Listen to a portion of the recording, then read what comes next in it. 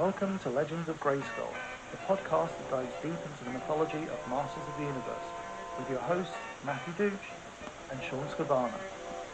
News, reviews, remasterings and more are just ahead on Legends of Grayskull.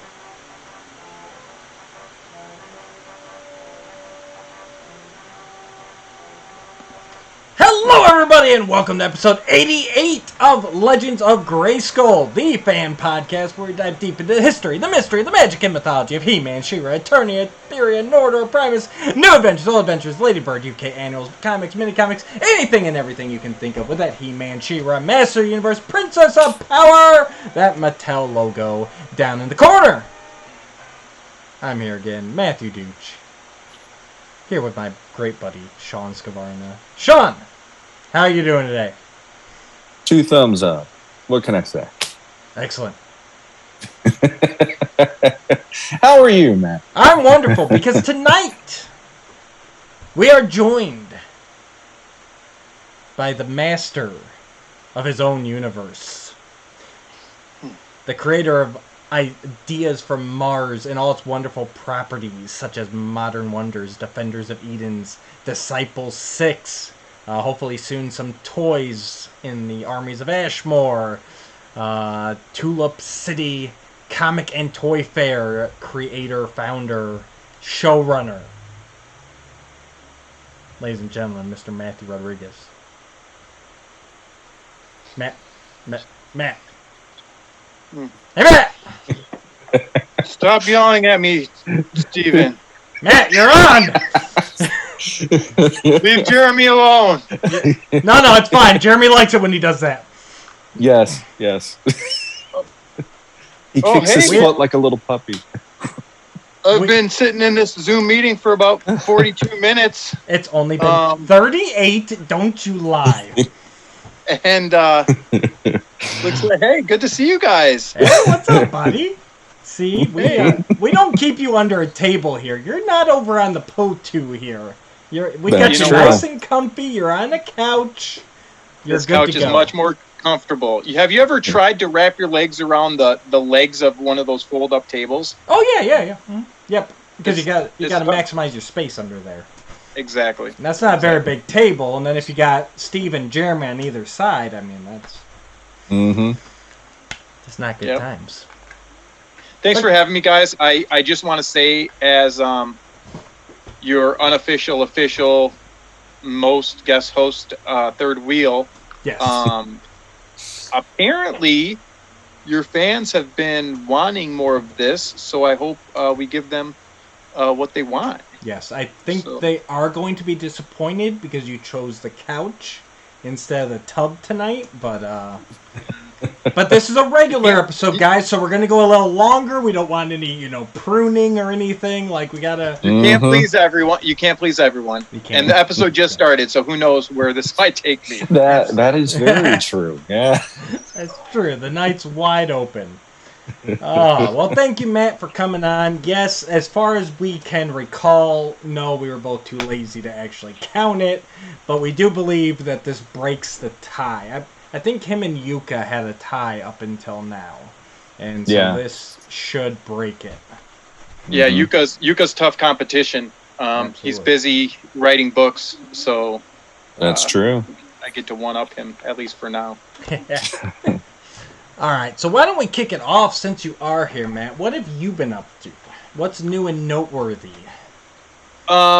New and noteworthy, I would just say that right now we are a few days deep into my latest Kickstarter called Modern Wonders issue number 2, Look to the Sky, and we dive a little bit deeper. I know we spoke about Modern Wonders last time I was on, and the team that I have going on with this book, they just have more free time, have more availability, and we were able to push out issue 2 a lot quicker than anticipated. So we dive deeper into the golden age of Wonder and the heroes that are involved. So for those fans of issue 1, I won't give away, there might have been a death, but that's not the end of that character. So we dive deeper into that, and then we dive deeper into the modern world decades later. So, I know that you actually were one of my.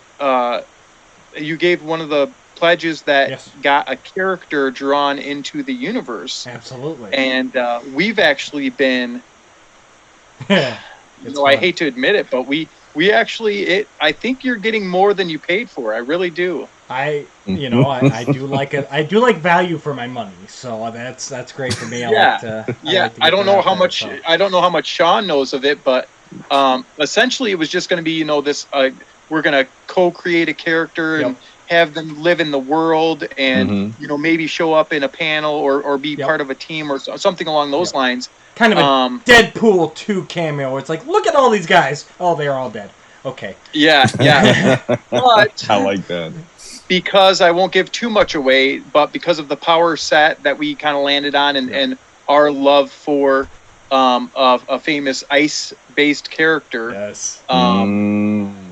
We started spitballing, and we came up with a pretty cool and original idea as far as how that kind of power would fit into the Modern Wonders world. So nice. And not only that, I think that what's interesting is in the process, because obviously I am much more story based on everything. Sean knows that. The viewers know that by now. So for me, it wasn't even for me to create a character. I had to kind of look at story first. And obviously I'm not artistic, so I'm giving Matt more, hey, this is kind of his personality, kind of the backstory I created with. And I really didn't have much to go on visually, and Matt and his team just knocked that out of the park better than anything I ever could have imagined. You can actually see them on his Kickstarter for issue 2 right now. I saw that. Yeah, if you go, actually, I posted that on there. Yes. So not only was that included, but then we, had some of my team do some custom artwork for him that we're still obviously in the process of delivering to him. But I will say, as much as I loved the character, I asked Matt's permission if we could actually kind of incorporate him a little bit more as a part of the world and the storyline that kind of bridges the gap between the Golden Age and the Modern Age. So not giving away anything storyline wise, but this character named AC is awesome, and it's been such a pleasure working with Matt, and obviously story driven, and sent him some sketches, and he kind of gave his ideas back, and then once we landed on a kind of a finished visual, we decided that we could send it to my artists and get it done properly. And that's where I was going with. The best part is like there was and I don't want to give too much away either. I haven't said anything to anybody because I feel this is, at the end of the day, he is a Modern Wonders character. He's an Ideas From Mars guy, so I've been leaving everything up to you as far as when you want to roll him out and everything. But just the personality that I came up with and what I was going for, like Matt picked it up right away. He knew where I was going. It fit in with some ideas he had down the road, and I can't wait to see all that come to fruition. Because it's gonna be cool. It's gonna be cool. It's something. You're doing something with this comic that, while I've enjoyed a lot of the modern superhero stuff, I feel the modern superhero stuff, it's kind of going through. It goes through a cycle, and it's kind of going back through that cycle where with the boys and with Invincible, where it's kind of more quote unquote realistic and gritty. But I think you're bringing a world with a lot more hope and positivity at the end of the day. I I think agree. that's something that lacks a lot nowadays. Well, I think that there's that shock value that eventually kind of we become dull to, once you see again.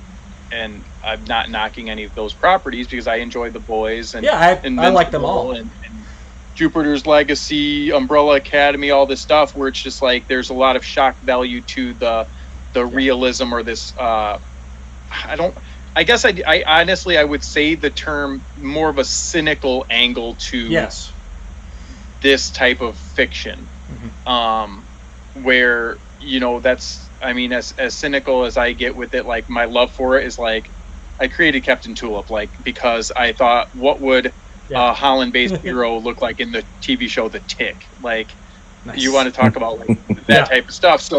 So yeah, it's been really good, and I actually brought in a new editor, a story editor, and I promise that I will continue to do better as a writer and a creator, because I will fully admit that sometimes I get lost in the explanation and the stuff in my head where I can't quite get it down on paper.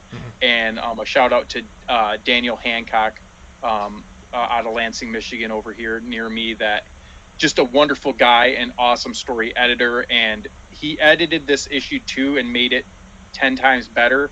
And that was after the pages were written. So I'm looking forward to 3 and 4, where we edit the story before the pages are drawn. Excuse me. Right. So yeah, it's phenomenal, and I don't want to talk about it too much, just because I want to get deep dive into into your world. Yeah. And so yeah, but thank you for the support for you guys on your crew, and also the friends of your show, and I think it's awesome that you have creative people that are like, hey, yeah, go dream big. We'll support you. So it's a pretty cool thing. So, and now real quick before we get off Modern Wonders, you've done something interesting there too, where it seems like just about everybody that you work with either is a local guy, aren't you using a local print company now, and or people you've known for years, like Andrew Kramer and C.J. Edwards and everybody. Like, yep. How do you find these guys? Are you looking for local guys, or just kind of you're very much the family, the friend of a friend? Yeah, it's when it comes down to finding teams like this, it's super beneficial having artists and colorists that believe in like your vision, because anyone will do work for a paycheck, but at the end of the day, if they don't care for the story, like, it's gonna lack that punch. And so, finding these guys, and like, yeah, the guy that, because Andrew's so busy doing Mad Balls artwork, our Earthworm Jim character for Premium DNA toy line, we had to pick up Gary Scott Beatty out of Muskegon, Michigan, so he's only an hour away. And he's been doing the coloring and the lettering on this book, but it's so seamless with book 1, because he's been in the game for 30 years. He's a professional, and he like went back and looked at issue 1, and he said, I want to make it look like it's the same book. And so it wasn't like all of a sudden it's a new team. It's a different guy, but it's very much the same team. So it's been great. And if you're doing a book and doing anything creative, whether it be podcasting, media work, website stuff, or comics, fiction, if you find people that will collaborate with you and they believe in the vision, that's definitely something to hold on to, because you can always find guys that'll do it for a paycheck. Yeah. And I'm paying these guys well, but believing in the vision shows. So. Absolutely. Mm-hmm. And this kind of goes along with a fan theory that Sean and I have had for a while. That there is just something in the waters of Michigan. There's something different there, because there is such a concentration of artistic people, creative people, just the toy community, the customizing community. Like, I just looking around the Facebook groups, everything else, not every place else seems to pale in comparison to Michigan, especially given its size. I mean, it's not a state like California where, they're gonna have a bunch of these guys, but there's something about that. Your little corner of the woods. You are very blessed to be surrounded. And by most of them aren't transplants. Where we're like, most of them are here and have been here. Right. Whereas in California or New Jersey, New York type situation, where there's a lot of transplants as far as people going creatively. Yep. But yeah, most of the Michigan talents is homegrown. So yeah. Beautiful. Yeah, appreciate it. So Modern Wonders, it's on Kickstarter right now. Yep. How long do we have? 29 days and 3 hours, and if somebody that watches this decides to pledge and they comment that the douche sent me on my page, I am going to include in their package, no one else can have this, I am going to include, what should I include? He's gonna include something. It's a mystery prize. I mean, I got toys. I was thinking about like would an Origins figure be a cool thing, or I mean, are this stuff people have, or I mean, I think you just leave it a mystery prize. Mystery? Yeah. Mystery prize. Yeah. Whoever comments this first gets a mystery prize. I like that. Okay. Whoever comments the douche sent me and pledges to the Kickstarter, I will put a mystery prize into their package, and I promise it will be wonderful. Awesome. Excuse me, I gotta go pledge something right quick.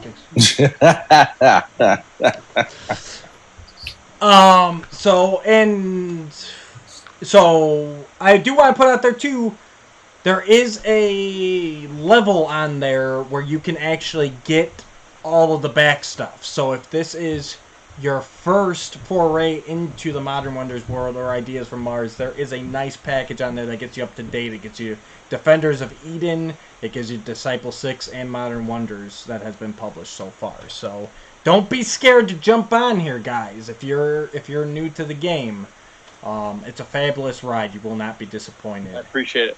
Thank you very much.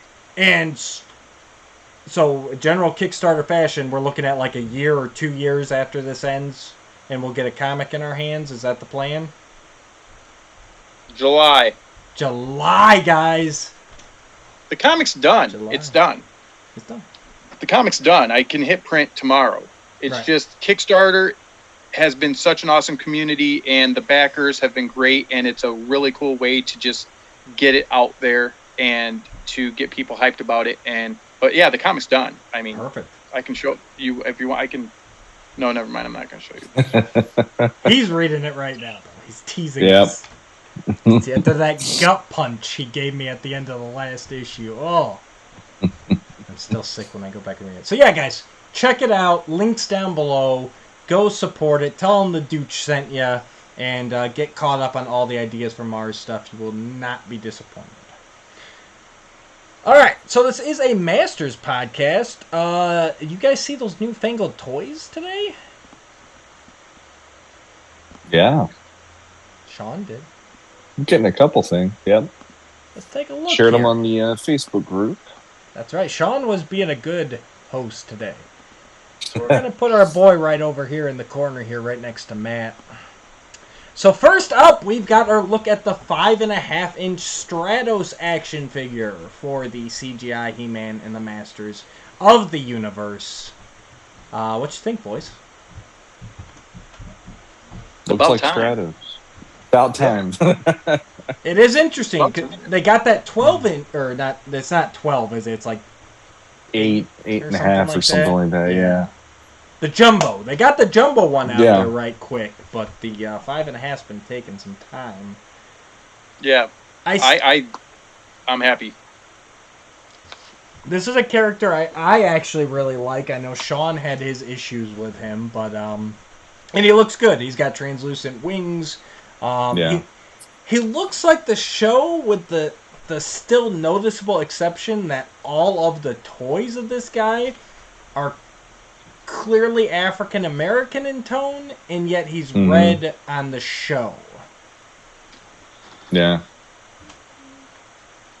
I wonder if his wings are going to flip around, because on the show, that's how he starts. Oh, they do? So then there you go. You can even do that whole little move before you fly him around the bedroom. Whatever. Matt's got his jumbo version right there.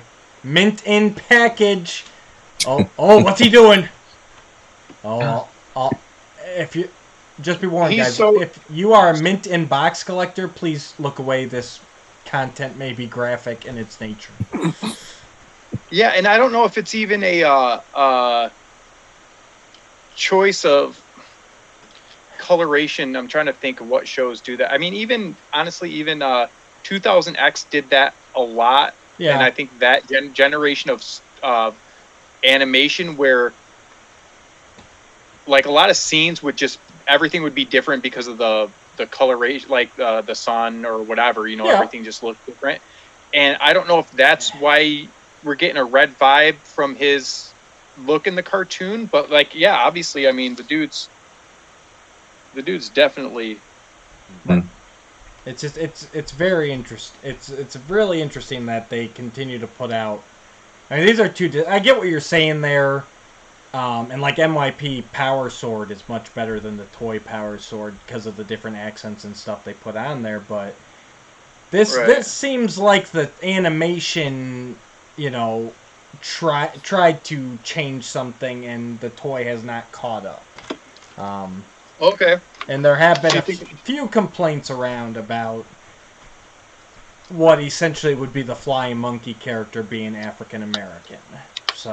Oh. Which when we talked about it initially, I even said a little bit about that on our show and trying not to go there, but it did make me have a bit of, it's maybe not the best idea, but even though there is really diversity, I guess. The monkey aspect is gone in CGI. I mean, they are clearly absolutely. Just Eternians with wings.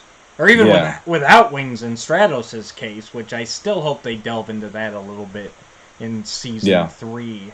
But yeah. How did you guys like the choice of not having real wings? I'm still I like the look of it. It looks really cool. Story-wise, I'm still going, why did they do that? Like, it's a moment in season 2 where I'm like, okay, this is leading to something, and then it just kind of never got there. So I'm still curious, is it like, are only some Avionians born with wings? Is that a birth defect? Is he the rare one because he doesn't have wings? Like, right now it leaves me more questions than answers. Well, the thing that I liked about it actually was similar to Cringer or to Kraz, where there was, here's a weakness they had, or here is a disability they had, or here's something they're lacking, and it didn't make them any less of a hero, and they got to have something by using the power of Grayskull that made them more powerful because of it. And in this case, he doesn't have access to the power of Grayskull, but he has a way around his own lack of something. And so in that way, I enjoyed that, because there's kids out there, I'm sure, that, I'm not as good as this person about this or that, and it gives kids that are watching it the chance to see somebody going, it doesn't mean that you're not as good as this, or that you're lesser or whatever, and there are ways around these things. So I like the message behind that. So very cool. Sean is a genius. Like, obviously it seems like they already planned on it only being the 4 main characters sharing the power. Yeah. But if we go with your angle, 5, and have that unlimited power be introduced through the series to other masters, that could have been an interesting thing to play up if he was the king and he didn't have wings. Yeah. And it was sort of, again, that disability, because we kind of skip over the whole disability side of it. And if we would play up that angle, then him joining the Masters and earning his stripes that way and becoming a Master of the Universe, when he says, I have the power and he can sprout these cool wings, that would have been a pretty cool opportunity to kind of take both the power everyone's sharing and him having the disability and kind of putting those two things together. Yeah, and I like that. And on top of that, I mean, just thinking of visuals and stuff, I mean, they already had a couple times where both Teela and He-Man teamed up in the season 2, and they unleashed that like power Zord that came down. Imagine him having that like crazy wingspan going into battle and like energy cutting through things with his, I mean, he's got the wings and they can kind of do that, but imagine them being long. His own power-up move like they have. Exactly, yeah. So And the fact that Kraz is now she's turned into Rampage instead of Ram Mam. Spoiler alert. That's interesting to me, just with the dynamic of, okay, they lost one. Well, are they going to have that offset in season 3 by having maybe Stratos take the place of her, or are they going to have someone else come in and do something else? Because I know Matt and I were kicking around, well, how about Manny Faces? Are we going to get that traditional? It's going to be Skeletor making him into the beast mode. I still think that was a missed trying to keep him as a man. And when we saw him, he did that to himself. And I remember feeling a bit deflated, even with my own theories about that, because I honestly thought that would have made an interesting one-off episode. Like season 1 had a few one-off episodes. Season 2 to me felt a lot more like. We were talking before the show, but the whole, like there is more of an arc this time around, and the episodes are hitting those beats more than given a chance to have like a one-off and just enjoy the one-off the way they did whole previously. Season is one adventure. Yes, exactly. Oh, wow. Let's take a look at our next guy here. Oh, okay. No, you keep putting your guy together. Show him off for sure, but I'm just gonna go to the next slide here. So next we have up Mosquitara. Mm-hmm. Yeah, she did not play as prominent a role in season 2 as I thought she was going to, but nope. She's here. Nope. She looks pretty good. The energy effect is kind of interesting. When I first saw it, I thought, oh man, that Stratos looks good. I'm loving those. I didn't really get in on the jumbo figures right away, but I got a Skeletor, and just that little bit of added articulation really makes a big difference on those figures. Sean just whipped out his He-Man for our audio listeners. And no, that's not a euphemism. No, not this time. Not this time. After the show, it might be. You never know.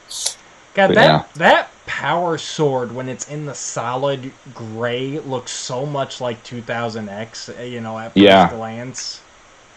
Yeah. Now, this, I still like the fact that you have a little more posability. I like the hinges, and all that. But this figure was the one to make me go, I cannot wait for the Masterverse to finally release these, because this is going to look amazing in that scale and in that articulation style. All of the figures so far I've given to my kids to play with. Those when I get my Masterverse, those are going in my cabinet. So absolutely, same here. Those are awesome. So what do we think? Oh, Mosquitara. So her energy effect. I don't know if you guys saw. And all these, they got whole galleries up on Toy News Eye, guys. If you haven't seen them, go check them out. They got the front, the back, everything. But she's got the energy effect, and when I first saw it, I thought it was supposed to be like the Mosquito figure for the Origins, where it kind of attaches to the nose and everything. But it actually goes over her entire helmet and kind of does like this energy effect, like her whole helmet's powering up, which is an interesting take on it. Sort of like the Ram Mam. I think the Ram Mam toy is similar. Exactly.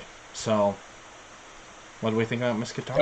I think she looks cool. I think, again, it's one of those things where I'm completely down with the vision of this cartoon overall, and we've talked about that before. But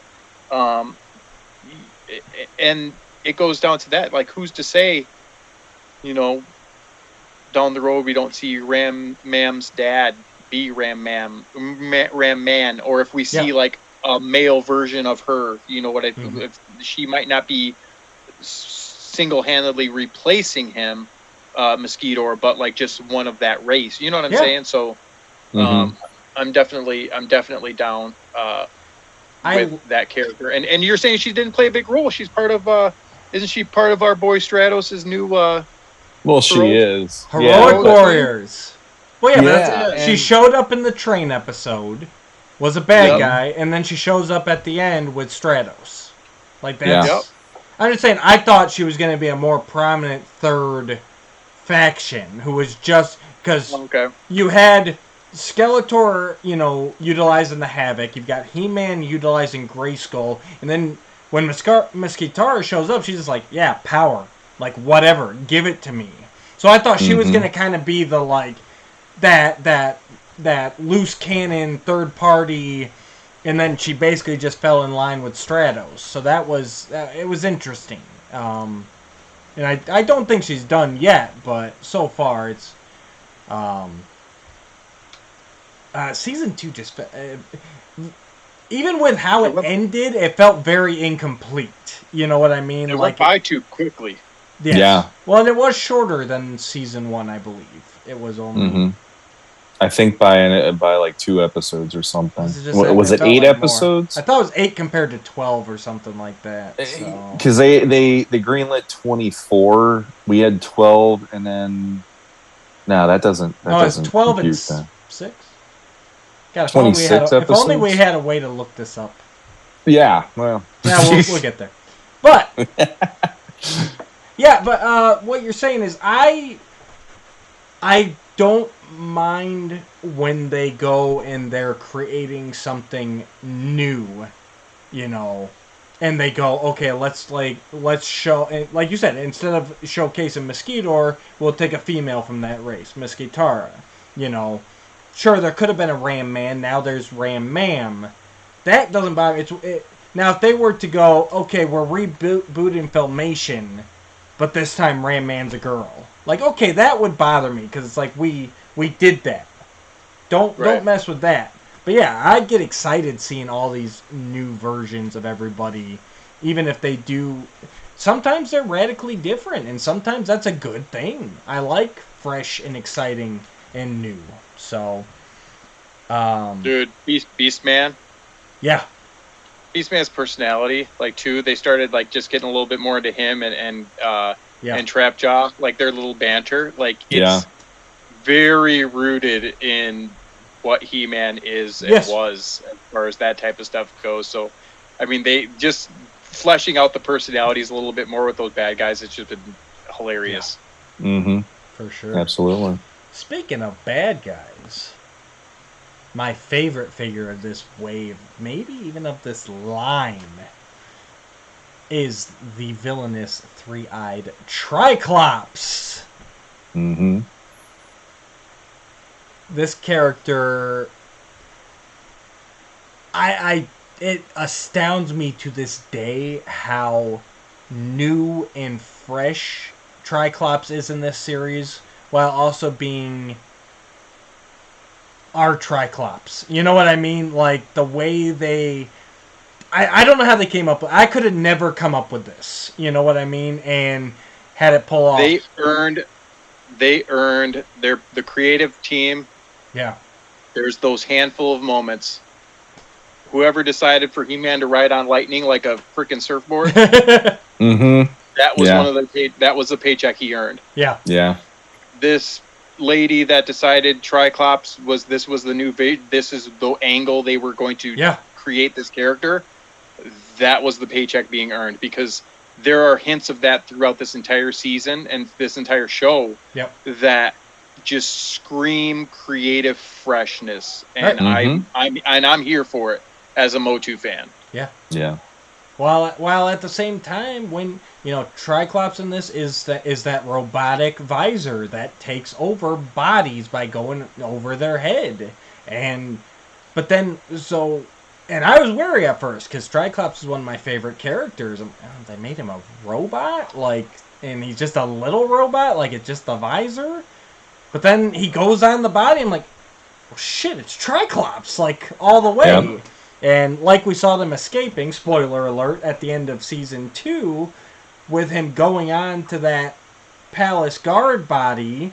And I even told Sean when we were reviewing it, I said I think this is going to be a more permanent placement for the Triclops robot.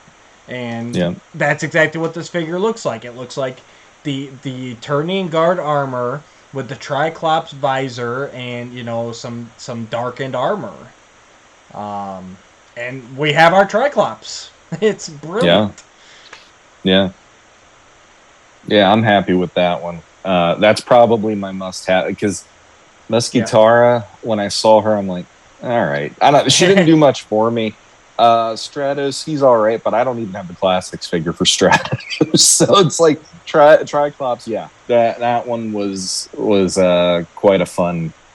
The all of it, the whole take on it, and the figure itself. I love it. So yeah. Yep. Well, yeah, and it doesn't take away from anything that it was. Right. And, marrying the idea of, like, even if you think as far as 2000X, like, a Doom Seeker and, like, legitimately, like, he originally was a Doom Seeker, and who knows, could he drop this Royal Guard body and pick up, like, a blind swordsman and, like, permanently mount himself to that one? Sure. Like, the idea behind it, though, is such a fresh and creative take on when he says release the Triclops and it comes out. Yeah. And then you just see what it is. At first you're like, wait, what? Yeah. But then when it attaches to the first person and you see the Triclops silhouette and you're like, yeah, that's cool. Yeah, exactly. No, beautifully well done. And then last, to round out the reveals, we get our first multi-figure vehicle of the line. Now, if you had asked me before today what the first big vehicle of the line is, I would have definitely gone the Wind Raider that they use quite frequently in the show. Surprise, surprise, though, it is going to be the Talon Fighter.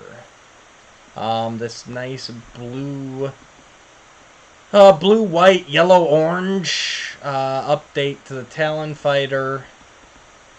I think it's very creative. It's very fun. I'm curious to see if we'll actually get it into the show, though, because so far the only vehicle that they've released that's been in the show has been the Paintor Cycle. That's about the only thing. I love the look of this vehicle. It's a great update. It looks very much in the vein of the show. It's just interesting that they've done nothing with the Wind Raider that they've used since episode 1. And instead they're introducing this new vehicle that hasn't been seen yet. Could be that season 3 has it in a lot more, or unveils it, because if it has anything, even a connection to the original mythology, it will probably be like a center point to something one way or the other, which I kind of dig that. I mean, they did it with Revelation, even with, Marlena was piloting it, and Point Dread was an actual place they were meeting. I dug that they went there, because they never really did anything more with it in Filmation, and so it was nice to at least go there. But I love the update with this one. It's more sci-fi, but this show is more sci-fi than the traditional version, and this is the way I would have pictured that in the universe, in the canon that is CGI Masters. So I think it's a really nice looking toy.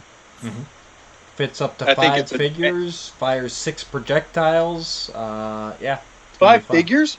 5. They said 5 figures. Yep.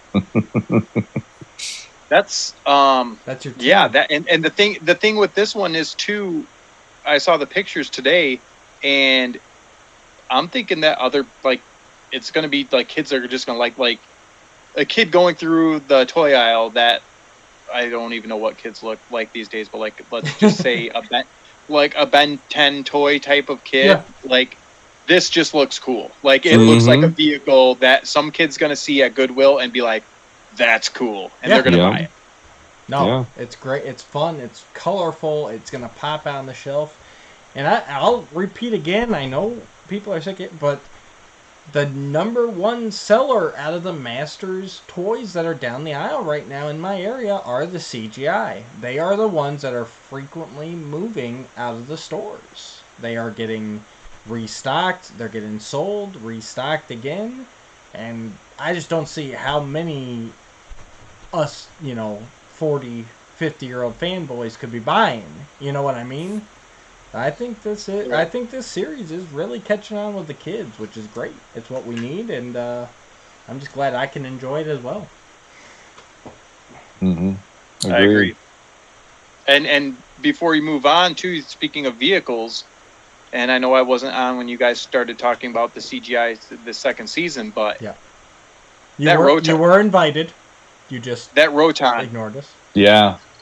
That Roton is cool. Yes. Yeah. And it is the Roton, and there's no denying it is, but it's so cool and creative. Like, I just absolutely once they dropped it, I think it was that first episode of season 2, and you see them riding in their own, and you're like, holy cow, like I need that. Like, where is that? Yeah. Absolutely. And really, I mean, I know it gets a lot of flack. I think anything new always will. But except for a handful of things, I would say you put pictures of this stuff in front of any Masters fan, and they could go, oh, that's a Talon Fighter. Oh, that's Roton. Oh, that's Stratos. You know what I mean? Like, obviously people give it flack for being new and different, but to me, a lot of this stuff embodies the heart of its predecessor. Yeah, I've heard a few reviewers do it's He-Man and Masters in name only, and every time I hear that, I'm like, did you even bother to watch it past a preview? Because they're not watching it. Exactly, when you watch this series, I like the minute I started watching it with my kids, when the first episode, season 1 hit, I sat there going, my God, this is what I've been waiting for this brand to have, is just a refresher, but it never felt alien. It always felt like home to me, because these characters, with the exception of, say, Duncan maybe, felt like there is that spirit still there, you know? Well, and I remember, not flashing back a little bit here to our season 1 talk, I couldn't wait to talk to Sean once I realized that the whole of season 1 is basically the plot line to those early mini comics and storybooks and record books, where it's just He-Man going out, gathering the forces of good, discovering Castle Grayskull.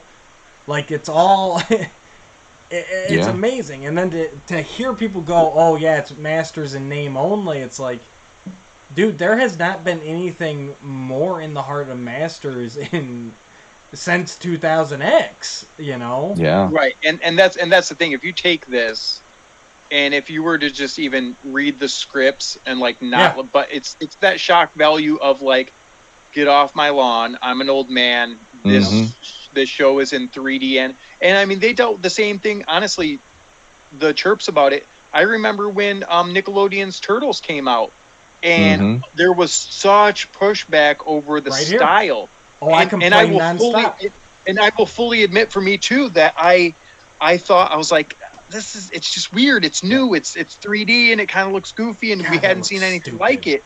Yep. And then as soon as you just started actually just watching the show and paying attention to the characters and the script, it was hilarious, and it's a great show. And the story weaving and the nods to the original and all of that type of stuff. You can see a lot of those heartstrings in this He-Man show, where I mean, dude, seriously, when He-Man, I'm sorry, and it I have to fully disclaim that it irks me to say this. I have to admit this to you and your fans. Okay. It's okay. You're in a safe place. Here we go. It blows my mind that somebody could say they are a He-Man and Masters of the Universe fan from the 80s and not enjoy Skeletor and He-Man dancing, and He-Man and Skeletor not being able to fight each other and have to like not fight through the train. Like, that, it blows my mind that somebody couldn't enjoy Skeletor being thrown a birthday party by Duncan. Like, this stuff is just absolutely brilliant in my opinion. And so when you see stuff like that, you know, why does He-Man ride, you know, lightning with the surfboard, his thing's a surfboard? And I'm like, I'm literally in my 4, 5, 6-year-old mind watching that, and I'm like, why the heck hasn't anybody done that before? Yeah. Right. Like, but he's not even flying. He's not flying. No. He's riding lightning. Falling with style at best. Falling with style. But and that's what kills me. It's like, and trust me, guys, I love Filmation. It's great. It's my go-to. Filmation is where it all starts for me. You asked me to picture, He-Man. It's Filmation. Anything just top of my head reverts to Filmation. But how can you sit here and go, well, He-Man can't ride lightning, and then go, oh yeah, He-Man can spin sand fast enough to form a 20-foot pane of glass. That's fine. Right. Yeah. But riding lightning on a sword? No, not sir. my He-Man. Yeah. Yeah, I mean, especially we have episodes where he's jumping into space to stop comets from hitting Eternia or whatever on the one. That one was one where even as a kid, I'm like, I got nothing here. Riding lightning is a problem. He pushed the moon using a Wind Raider as a base. Yeah. How's that work?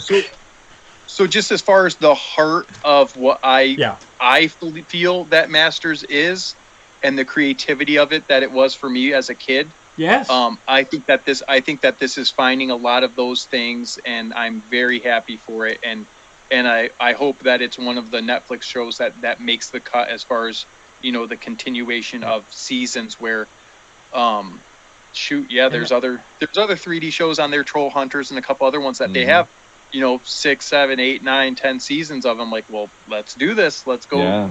I'm happy to go there with Masters. So they did get renewed recently. That was another news thing. That season 3 is a go. Yeah. So we will be seeing that. I don't know when, but we will be seeing it. And that was interesting because technically, like you said at the top of it, we always knew there was supposed to be 24 or 26 episodes, something like that. Yeah. So it was kind of interesting that they came out and were like, yeah, He-Man's renewed. But from what I hear, Netflix has been axing a lot of shows lately. So I think that was kind of the thing, like, no, don't worry, we're going to finish this. It made the cut. Right. Mm-hmm. Which is great to hear because we definitely left off on a cliffhanger there. Spoiler alerts again, guys, if you haven't seen it. But yeah, Ram Man turning to the side of evil. Skeletor dying. That was unexpected. That was awesome. And so, guys, now that we've looked at the toys coming out, we did a little bit about this, but where do we think we're going in season 3? With this show? Yeah, with CGI. Yep. What's up next? What do you hope to see? Maybe that's different, but what do you hope to see? Where do we think the show's heading? Let's start off with something simple here. Will Skeletor stay a ghost throughout season 3?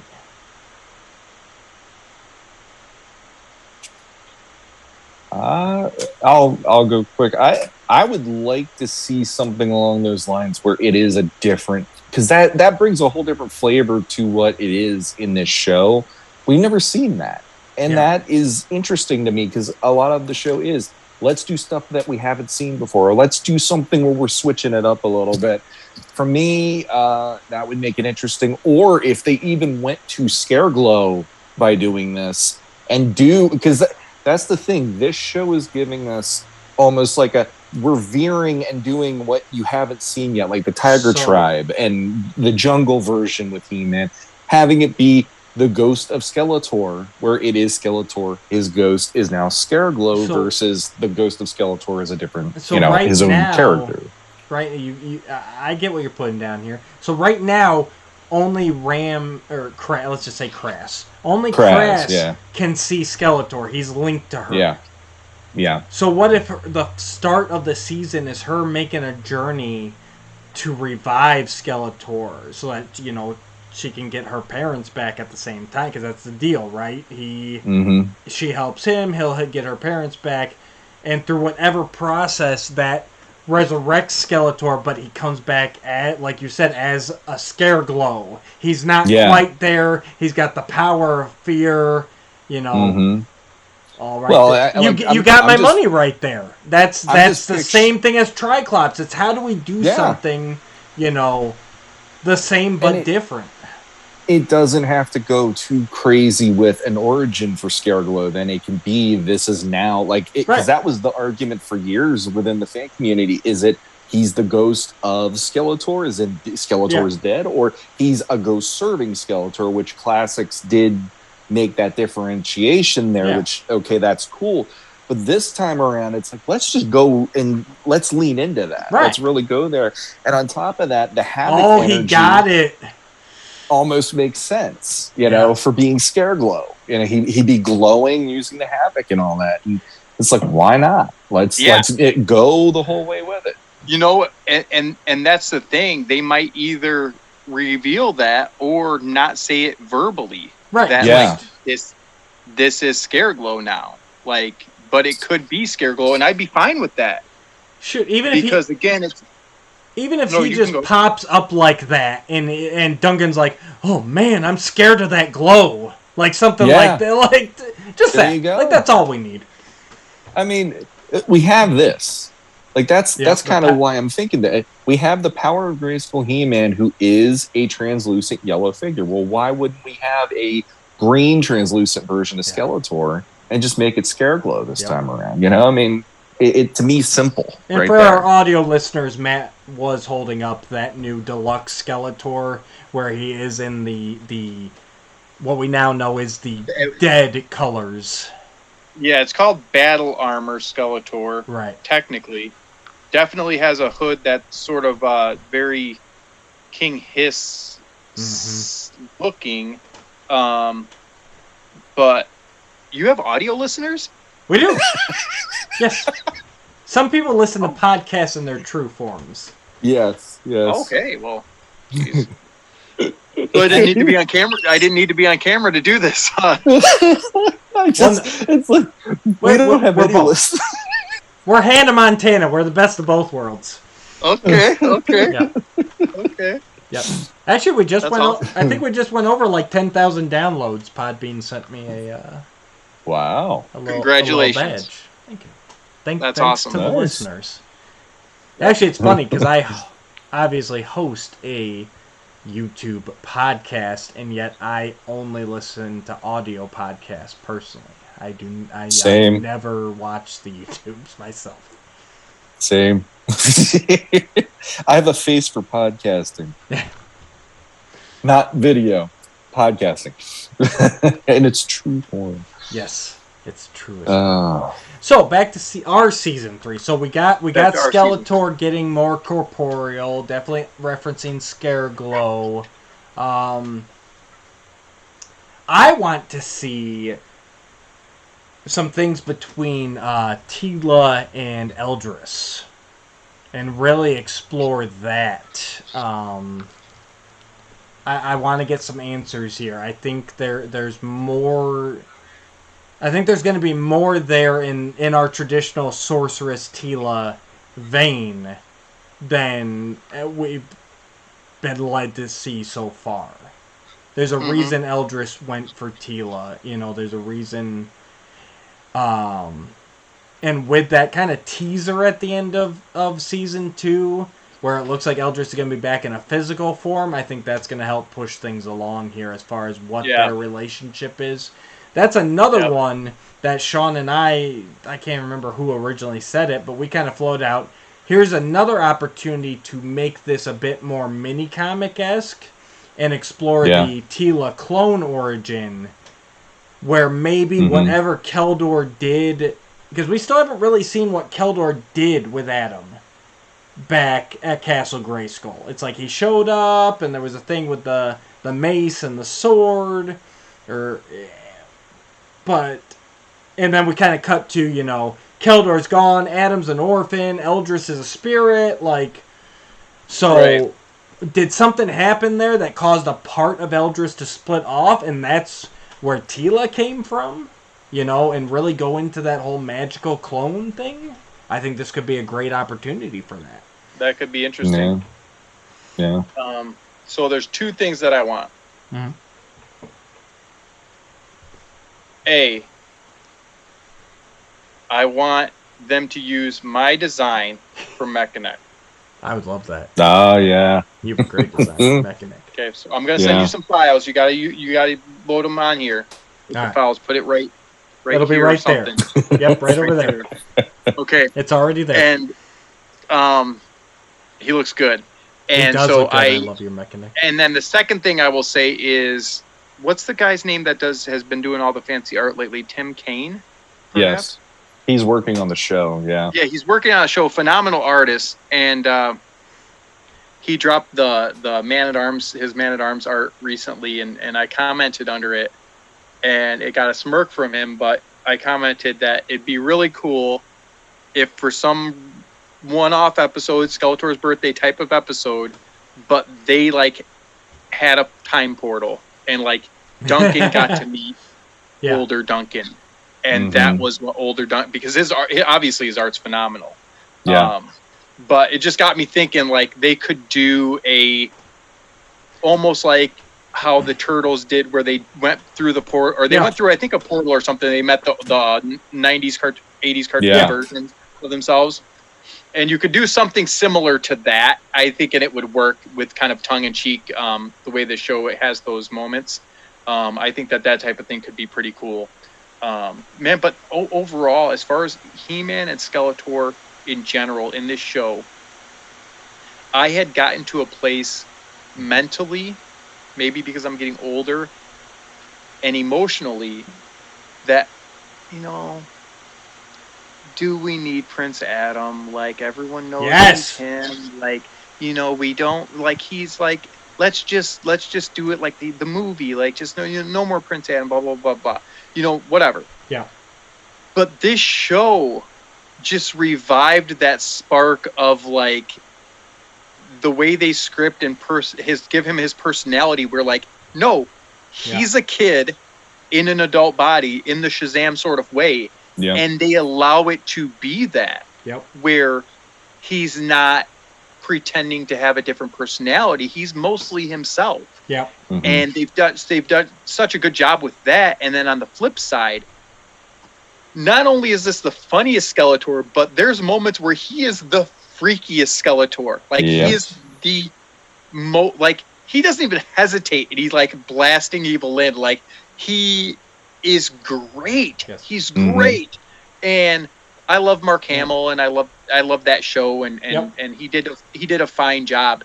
But I'd be hard pressed, and I've said it before on other rival podcasts of yours, that this Skeletor is my favorite of all time.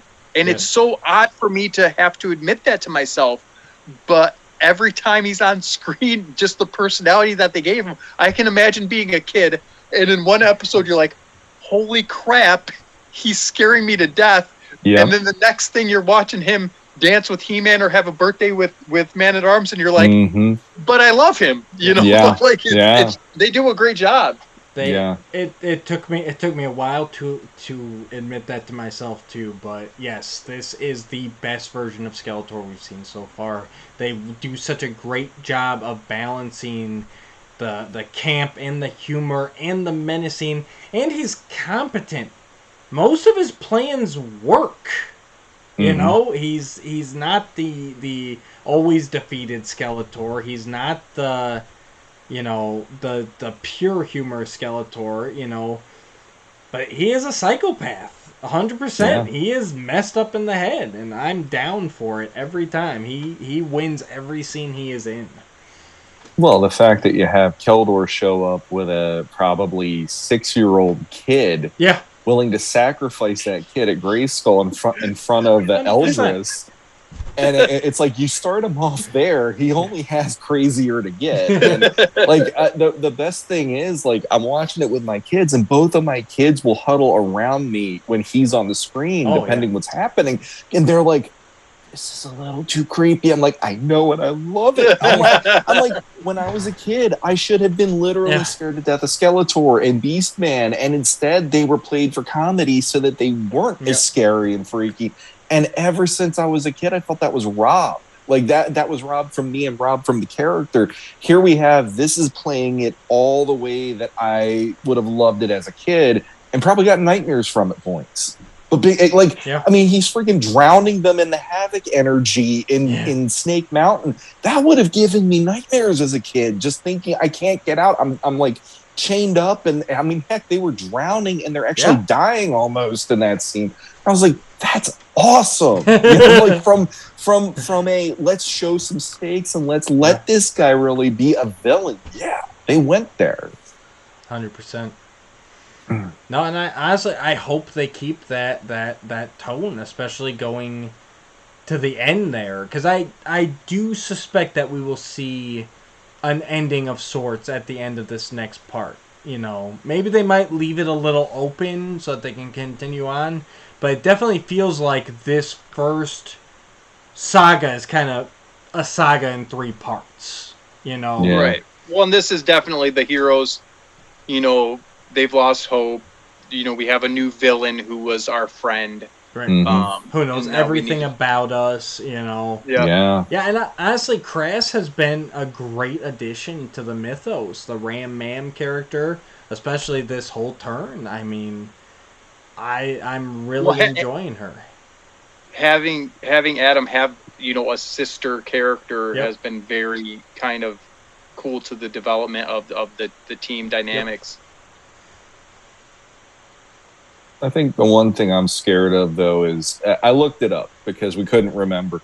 It was 10 for the first season, 8 for second season, and then it's 8 for the third season. Okay. Unless they've said that there's going to be more. I did not remember. No, that 20. The news release. It was either 24 or 26 total. 20. So that makes sense. So 26. It'd be 26 episodes, and that's what Netflix agreed to. Whether it goes further or not, we'll see. But the one thing I'm actually nervous about with season 3 is we're introducing King Hiss in season 3, and the whole buildup of season 2 Are we, though? Was them possibly. I don't know, because we have all at the very last couple minutes of the episode in the final episode of season 2, all the snake men start rising out of the ground. Right. We have snake men. Yeah. So, but like you said, maybe it won't bring Hiss back, but I kind of feel like that should be integral to that because it's King Hiss or whatever. Yeah. And again, shades of 2000X. My favorite villain is Skeletor. I want to see He-Man versus Skeletor every time. I don't need to see King Hiss. Even Hordak, to a lesser extent. I'd rather see He-Man versus Hordak if they went with Horde over King Hiss any day of the week, though. And that just, it's 8 episodes. I'm scared to death those 8 episodes aren't, I hope it ends on a cliffhanger so we get another 26 then. And we can build more because I don't want it rushed. And let me throw this at you here. And I know how you feel about Snake Men. For our newer listeners, Sean is very anti-Snake Men. So not a fan. Not a fan at all. I've tried. Not a fan. He loves MYP, not Snake Men. Yeah. So No. See, obviously they mentioned King Hiss. They mentioned King Grayskull. To me, it never crossed my mind. Enjoy that Roboto Soda. Be careful. There's some metal gears in there. To me, I never took it as King Hiss is coming back. So just be the Snake Men. He's raising an army of Snake Men. Now, I'll throw this out here because it just occurred to me while you were talking, as most of our great ideas do, and then later we can never remember who came up with it because it's kind of us. But it's a good thing we record. Right. So what if... obviously Skeletor's brought back the Snake Men. We see that in the final moments of Season 2. So what if the way... Adam, He-Man and the Masters, they're fighting, they just can't the hordes of snake men. They can't overcome them. So what if they're forced at the end of season 3 to bring back King Hiss to get the control of the snake men away from Skeletor to beat Skeletor? And then that leaves the door open in season 4 to start dealing with, like you said, King Hiss and in long form. Give him his due once this is wrapped up. But it also makes it so the heroes are like, well, we had to do that to stop Skeletor, but now we have to deal with the fallout from releasing King Hiss. Well, that's what I like about this show is you just gotta jump in, Matt. You're not gonna win a pause here. there is that feeling of they make decisions and they stick to it and they move forward, whether it was a great decision in the moment or not. And that is an interesting way to go with it. Yeah, because it does show, in the heat of the battle or whatever, in the heat of whatever is happening, they're having to make decisions that are affecting Eternia, and they're affecting everybody. Yeah. And so in that way, it's, I really like that idea of, the deal with the devil thing, So, what you got, buddy? I will say, okay, so I'm going to take your idea. I'm going to spice it up a little bit. Ooh. Some of that and try to feed it to Sean. Let's say the snake men are being raised, because they are, but the snake men can't be controlled. And let's say that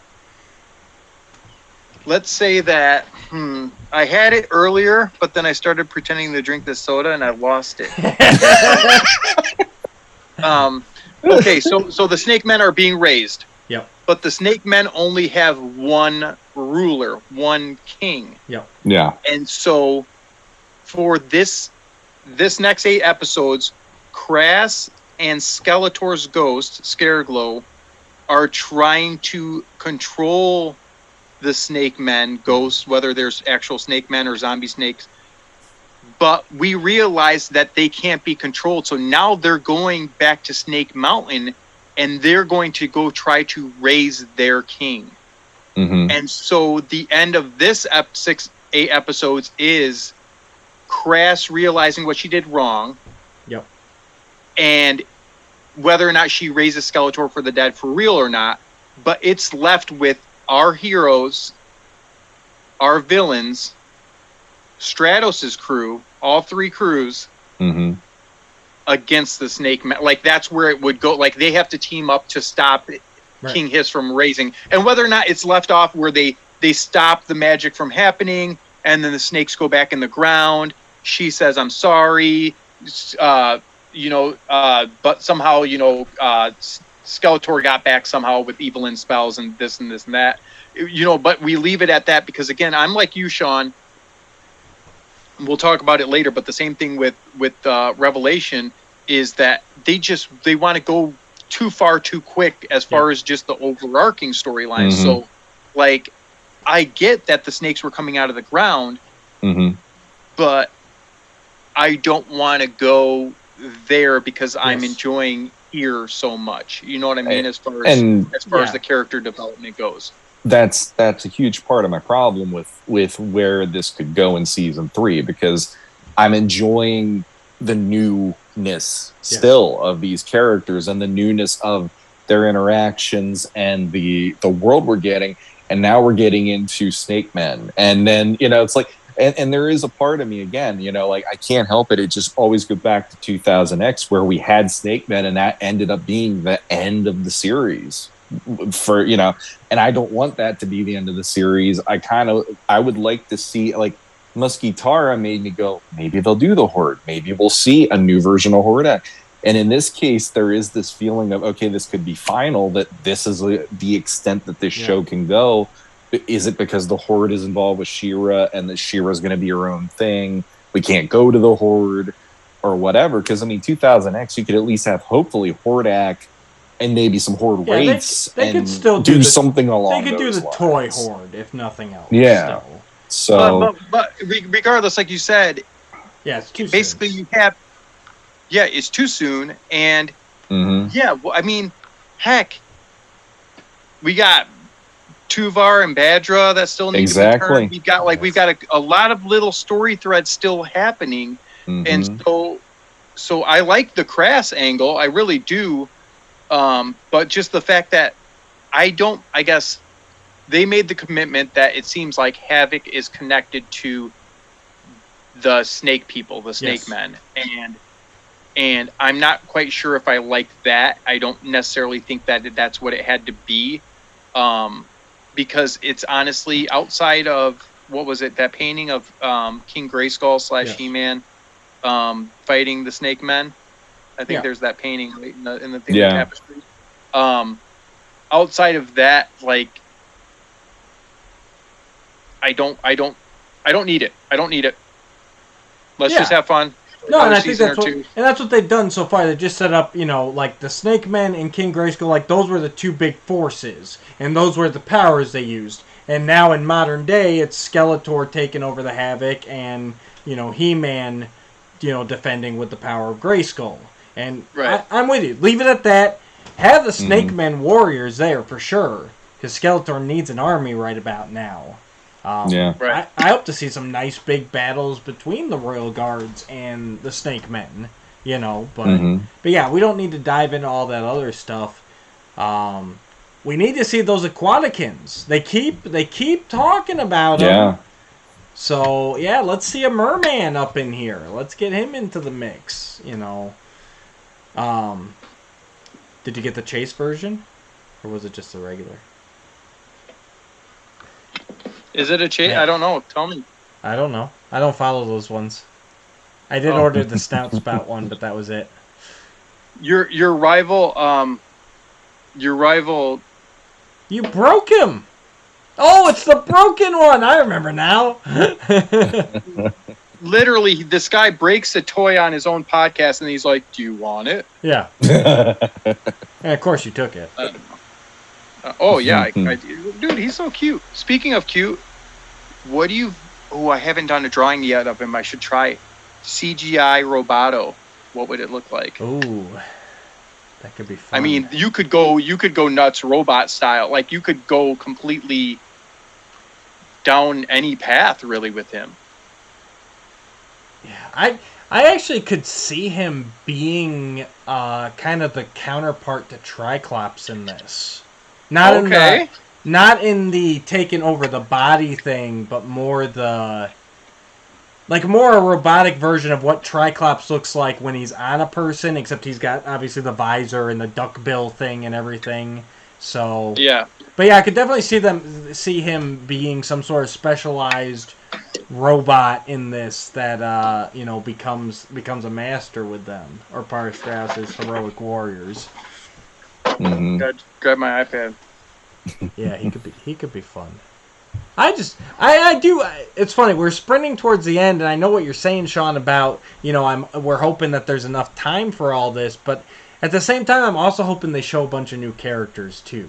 Like it's tough. I'm like, I want them to keep introducing people, but I also want them to wrap it up in case this is it. That's my problem with this show. It's the weirdest feeling of, I want this show to have 56 episodes for the first season. Right. Because then we would have been able to have all these little, like, okay, here's the Fisto episode, here's Cyclone, here's Roboto, and just go crazy with it and have it like an epic, this is like the Masters versus the Evil Warriors by the end of it, and do the actual head-to-head deal. Because there were comic artists when Captain America Civil War came out, and they were showing Civil War in the comics where you have literally legions of each other going head to head, and then when you see them at the airport in the movie, it's kind of like it's like West Side Story a little bit more, it's got that vibe. Yeah. And so, like, looking at this, it's like that's sort of what we have here, and I'd love to be able to get into like ranks of these characters, and like Cyclone would fit into this story nicely, and Fisto, and even Snout Spout. Snout Spout would be a fun one to put in there, and with it being for kids love animals. He looks like a freaking elephant. My son loves that character for that reason. He'd be a great one. He'd fit in real easily. Yeah. Oh, I'm excited. Will Cress as Rampage? I mean, I think we're all on the same boat. We think that she'll have a redemption by the end of the season, correct? If they kill her, that'd be so awesome, though. That was my second part to that. Does she survive the season?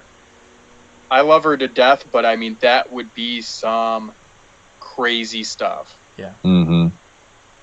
No, I've been on record. If it's a sacrifice, That's what I've been on record since our season 2 talk. she's finally going to be back with her parents, like, dude, that could get heavy. Oh, shit, I didn't even think about that angle. No, I was going just the, we think all hope is lost, everyone's defeated, and then Crass realizes what she's done, what she needs to do, and sacrifices herself to save everybody. Or even the gut wrench of, you think everything's over, she's turned back to the side of good, she's redeemed herself, but then, like, there's that one last shot that takes her down or something, that... I mean... Well, we had that flashback to her with her dad in this season. Yeah. And I don't know why, I just instinct-wise, I feel like maybe there's going to be more of that because of what happened to her. Maybe we're going to have some more of the, for lack of a better term, Uncle Ben moments, like in Spider-Man with Peter dealing with that in Spider-Man 2. No, Uncle Ben, I'm Spider-Man no more. And having that whole thing, and it being, instead of her having to have Adam or somebody come into her, it's her father's spirit coming to her and doing this in visions like she was remembering them and stuff. So, and then that would play into, if she has to sacrifice herself, man, would that be nuts to have her dad be like, it's okay to come home now, honey, or so, and have her sacrificing herself knowing she's going to her parents. It's like, I'll just be sitting there bawling, and my daughter will be like, such a wuss, and I'll be like, you don't get it, You'll get it someday. No, I think they're gonna gut punch us. I think they're just gonna tear us emotionally to shreds. They did that at the end of the second season, like the fact that she went there and the fact that Adam is fighting her. I sort of saw it. You didn't see it coming, but I mean, with the little bantering back and forth with her and Adam and some jealousy and stuff like that, and her not finding her place. But like, I didn't think they were just going to go all out like, she's a bad guy. Yeah, I was very impressed with that move. Yeah, we talked privately while we were going through the season, and I speculated from the beginning that she was going to leave the Masters, but like not for the other team. Like I thought she was just going to leave the game. Like, I think regardless, I'm looking forward to it. Yeah, exactly. It's going to be a great season. I can't wait for it to come out. And if it's like the last ones, they're just going to spring it on us. Because that's what they've done with the first two seasons. They're like, hey guys, check this out in like 10 days. Yeah. So, honestly, I kind of prefer it that way. It's like, here's a trailer, and within a couple weeks, we usually get to see it. You know, because now we're living in the time where a set shot of the first day of filming of Marvel's X-Men we're going to see in 3 months, and then we're not going to see the movie in 7 years. Right. Mm-hmm. No, it's crazy how much lead time it is and everything else. And I've gone back to really trying to avoid that kind of stuff. I went into Doctor Strange only having seen that very first trailer, There was a time where I sought all that stuff out. I wanted to know all the information as soon as I could. And now I'm like, you know what? I kind of like to just sit in front of the TV or in front of the theater and just experience it, Mm-hmm. So. Did you do an off-world episode of him? Doctor Strange in the Multiverse of Madness? Yes, it is available on YouTube and wherever pods are cast right now. Please go check it out. There you go. With our wonderful off-world host, Jesse Arnold. And that was harrowing because he is the person that was the most upset about that movie. Spoiler alert. Spoiler alert. No, just listen to it. You'll see the depths of it, though. That's the difference. So, Jesse and Matt would get along really well, I think. Really? Yes.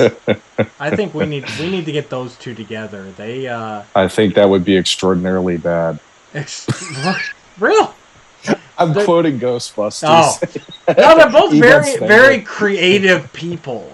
I think they would have a ball spitballing, what is Jesse's story? The books that he's working on. I can't think of the name of it now. Damn it. I'm sorry, Jesse. My apologies. But based on that and what I know about the books that Rodriguez is working on. I think the two of them would definitely have fun spitballing some ideas together. Sure. And they're both very creative people, and they both like to hang out with us, so they're obviously awesome. Or you could debate if they actually have insanity running in their family. Since they like to hang out. We're all a bit mad here. Yes. So let's switch focus here. So CGI is going to be awesome. Looking forward to it. But there was recently a couple of cryptic tweets. The first one came from Mr. Mark Hamill himself, who, as Matt mentioned earlier, was the voice of Skeletor in Masters of the Universe Revelation. And he tweeted, April 29th, voice this guy all day. And April 30th, take a vocal rest day. And of course, it was accompanied with a picture of Skeletor in his god form from Revelation. That was quickly retweeted by Griffin Newman, who voiced Orko in the Revelation series. And in the retweet, Griffin said, in unrelated news, I also had to take a vocal rest day earlier this month. So this has led many fans to speculate that they were... I feel like Griffin was being sarcastic. Okay. That's one interpretation. Obviously, it's led a lot of fans to speculate that they were recording for season 2 of Revelation. I don't know personally if I'm there, because I feel like if they're two recording already, that means scripts have been approved. Like, that means we're in production, right? Because, I mean, that first PowerCon announcement was like a year and a half before they started recording originally. And granted, COVID and everything else happened in that time. Mm-hmm. But I just... It seems like we would have to know something. I mean, that means that Powerhouse is animating right now. That, like I said, that means the scripts have been finalized. And for us to hear nothing seems odd in this day and age. So, obviously he's recording something. Could we be looking at a special? Could we be looking at some sort of Netflix advertisements? You know, what are your guys' thoughts? I'll let Matt take it first. I've been doing that a lot this episode. No, you're fine. I think that if I was in their positions, I'd mess with people too. Like, you know what I mean, though. Like, I love them to death. Like, both of those guys did a great job on that show. But like I guarantee you, and Griff is a fan of as my dog's like trying to fight a pillow right now to get comfortable on it. But if I was him and I was sitting with you guys and we were having beers, and I saw that tweet, I would be retweeting it just because. Right. Mm-hmm. And so, as much as I would love it to be true, I do think that there's a little bit of the tongue-in-cheek side of it, that they're just having fun and having fun with their fans too, because I think that their fans want to see that type of stuff. So you're of the mind that there is nothing happening. They're just either messing with us, or maybe even their Netflix had them do it, maybe even to try and gauge, like, what would the fan reaction be? You know, I think that I could see Netflix being interested in that, right? For sure. Are we getting positive reception? Are we getting negative? What, testing the waters? Because obviously, I mean, it's no secret there was more so for the first part, and more so before anything actually aired. But there was the outrage, the fan issues. So I hadn't considered that side of it. That's also a decent interpretation. Mm-hmm. Sean, where are you at on it? I feel like, you know, Mark Hamill is somebody that he wouldn't have said something is happening if it wasn't happening, because he was having a hard enough time he was one of the first people where he was like, I signed an NDA, yeah, or but yep. I worked on a certain project and da da da da da, and he was one of the first people out of the gate that we were like, oh, it could be him, and who's he gonna play, and all this stuff, and but then thinking about it, yeah, like how far along would they really be? Because even with Kevin Smith to break down the story and all that stuff after PowerCon's announcement, they were working on that part leading up to COVID hitting practically. And, it's like, so I feel like the lead time is extremely small for them to get right into production on a season 2 right now. But I've seen a lot more people than I expected wanting more out of the show and wanting a season 2. So I think there is that in the air, like, well, do people want to see this? Are they going to be excited? Hey, Mark, they like you. Yeah. Put it out there. See what happens, Well, even if they would have used it like that, we're like, they're strategically, obviously trying to make money and save subscriptions. So if this show was on their radar of being kind of one of those might cut, might not cut type of shows, that it would make sense, because all of a sudden if Hamill gets 10,000, 20,000 retweets, whatever it might be, that might push the show into their category of, okay, this is one we're gonna keep. And judging by all the ratings and everything that they released, like, it did well on Netflix. It's doing well on Netflix. Both the shows placed high. And we covered that a few episodes ago, the exact quote I don't have in front of me, but they both placed very high in ratings. So I guess that leads us to that. Do we want another season of Revelation?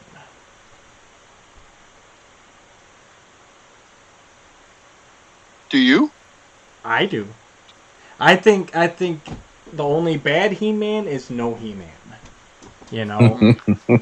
And I think they got themselves. I don't agree with every choice they made in season 1, but overall I enjoyed it, and I think they got themselves to a place where I am curious where they're going to go from here. And I think they've got themselves to a place where, as long as they don't try and push too hard too fast, we could have some good adventures here. So, yes, I definitely want a season 2. You guys? I'm kind of just middle of the road about it. As weird as that might sound, like I do agree with no He-Man. The best He-Man is always having a He-Man show somehow. But at the same time, like, after as much, and we're going to be called shills because we keep talking CGI, but the CGI was what I needed.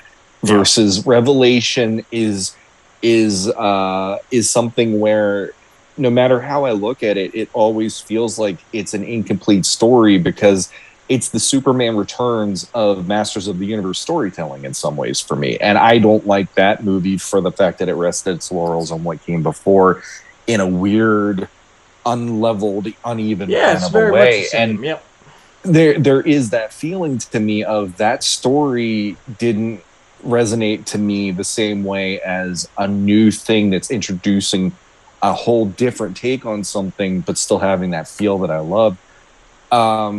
Maybe a season 2 might convince me completely over to one side or the other finally, though, instead of being middle of the road about it. Because the animation was amazing. I love the animation. Some of the voice acting was really good. Some of it wasn't as good, in my opinion. And it's the story just drove me crazy in some ways of like, I just felt like if they would have started this as its own thing instead of relying on the history, that's where it would have been able to shine for me better. And that is always going to be putting it through the mud a little bit more. It gets stuck there for me, and it would have been better to have its own story and its own rules from the beginning on, like the CGI show has done. Fair enough. Matt?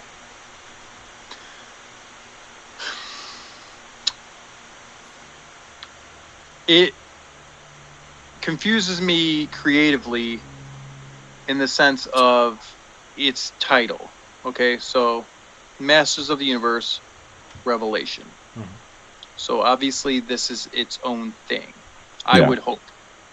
And so if we got a Masters of the Universe Origins or Masters of the Universe Futures or something like where they were able to drop a season that was connected but not. Same animation, same voice actors, but as far as storytelling goes, because again, we're looking at the vastness of Masters, and I think that they really need to look into that. So we were talking, I don't even know if it was on camera or off camera, but before when you were trying to get your camera working and your wife kicked you up to the upstairs. Yes. We were talking about Young Justice. And so just for most people might not know, but like Young Justice, each season started 2 years after the previous season. So there was like costume changes, characters got taller, people used different power sets, they had relationships, they were able to have these flashbacks that like could exist because they wouldn't be flashing back to the season before, they'd be flashing back to before, but after what came. So I definitely think that Masters could take advantage of just the entire universe in the sense of, give me an Origins season. Give me each of the He-Man, like, you know how there's a King Grayskull episode in 2000X, but like, give me episodes like that where like we're talking about world building, and sometimes I feel like they need to just relax within the world building because it's a balance. You love characters because of who they are and what they go through, but you also love characters because you know their personalities. And so to give us somebody we like, Fisto's in this. Yeah. Clampchamp was in it for 2 seconds.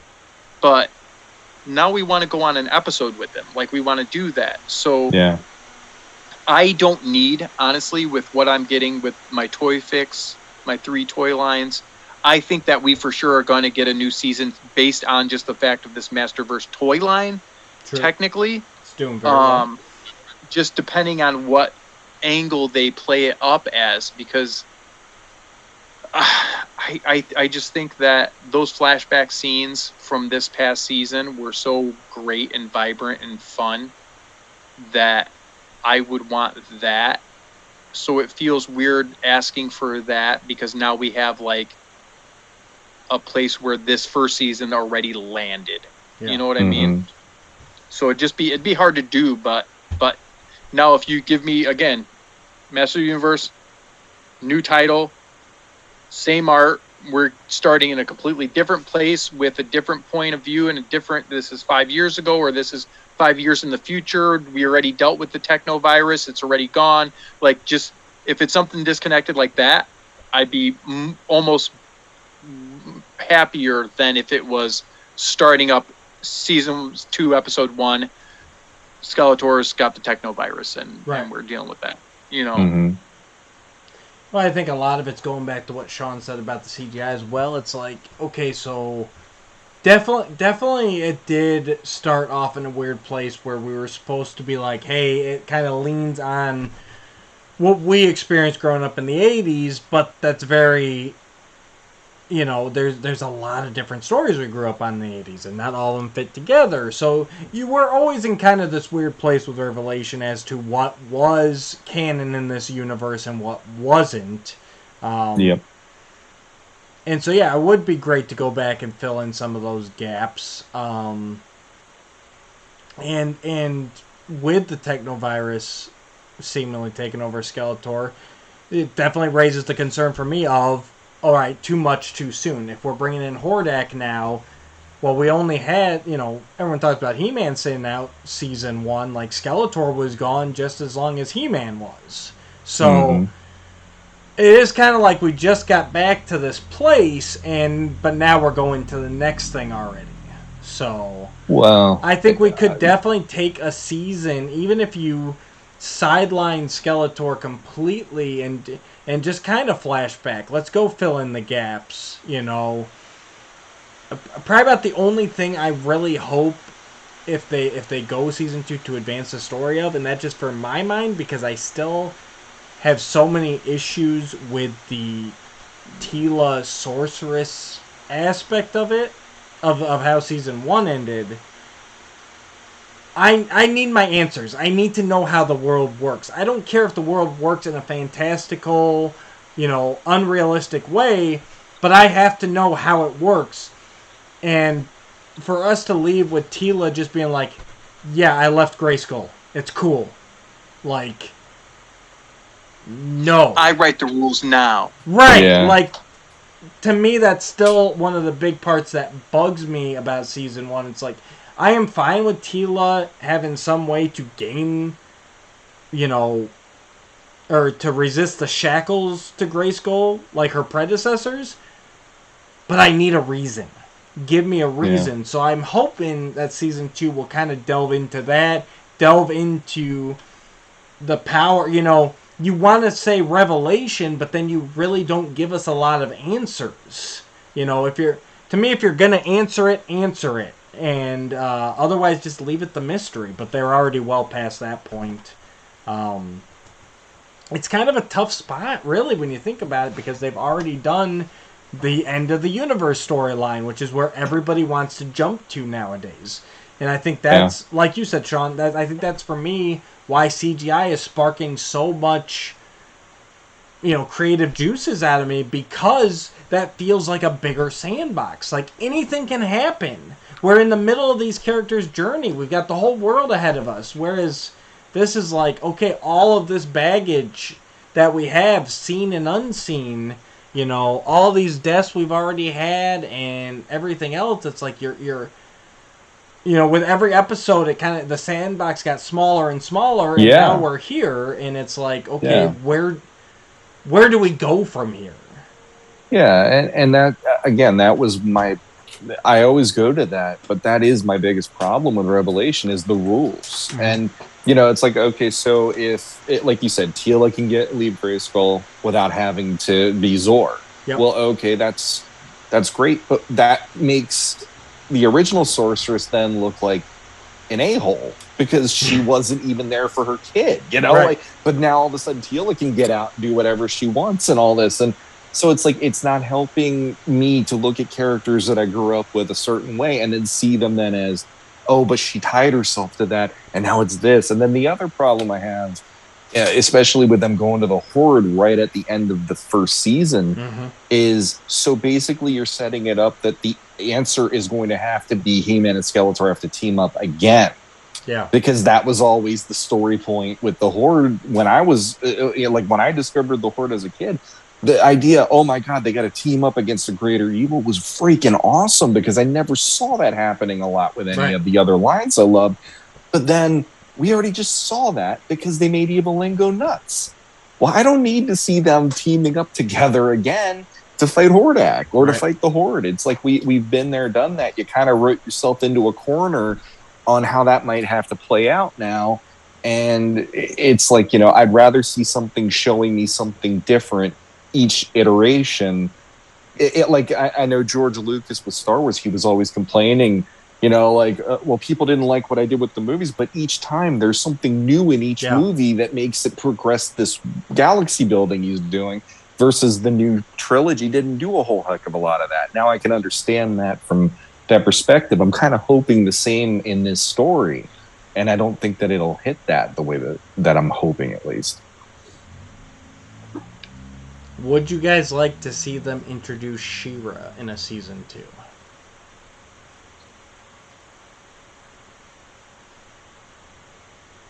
Who's She-Ra? Adora. Princess of Power.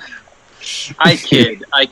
I adore her. Yes. I do too. I love She-Ra, but I love She-Ra. I think that I would say no, just based on the fact that there's too much other stuff there. And she's enough of her own to, be her own thing. For me personally, I can't figure out how she fits into the Revelation universe.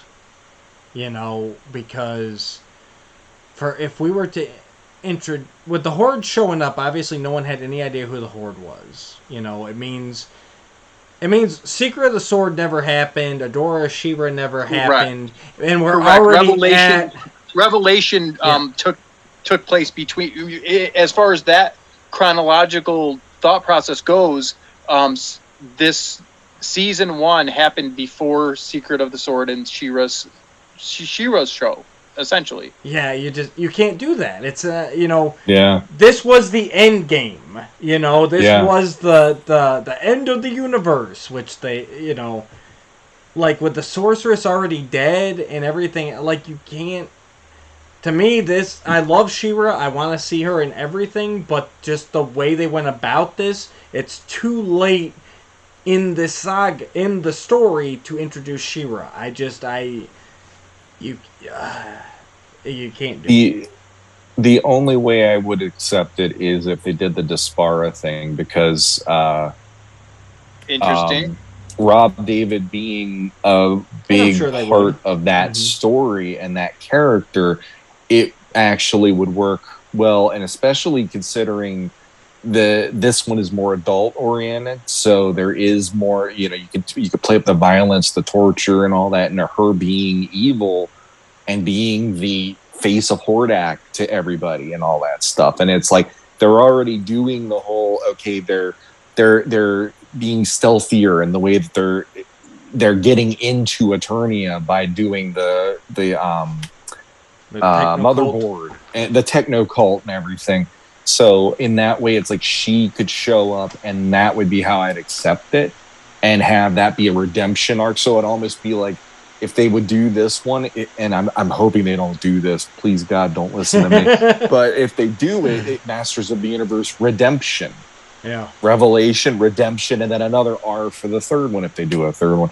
Because it's like, I'd rather not see her show up here. I'd rather be more interested in CGI and see what they did with that in a weird way, because they've alluded to that on there. At least they've alluded to the pillow in that portrait of the family that is empty. They alluded to Marlena in the portrait and in Randor talking about her. There is that element there of like, I kind of want to know where Marlena is. I want to know, I forgot about that. I want to know that too. Do that. Do that, because it's already out there. This is like, just make it Hordak, and if they can't get Shadow Weaver, do Horde Wraiths, and like in MYP, and have at it that way. But again, my biggest problem is I'm just don't need to see He-Man and Skeletor teaming up, because the whole point of Masters of the Universe to me is always going to be they should be going head to head, and that is your final battle. Yeah. And you didn't really get that the way that you didn't get a satisfying ending to that, in my opinion, compared to what I was hoping, I guess. And that's my hopes. That's just there. But God, if they do a season 2 of Revelation, throw some more heroic warriors in there. Yes. My God, why can't you just drop Cyclone and Snout Spout in the background? What's that hurting? You know what I mean? I don't expect you to spend a whole episode on them, but that final battle, you're animating all those villagers. Why can't you just animate, Extendar and Real Blast? Like, just throw them in there. What's one shot? Just to show they were there.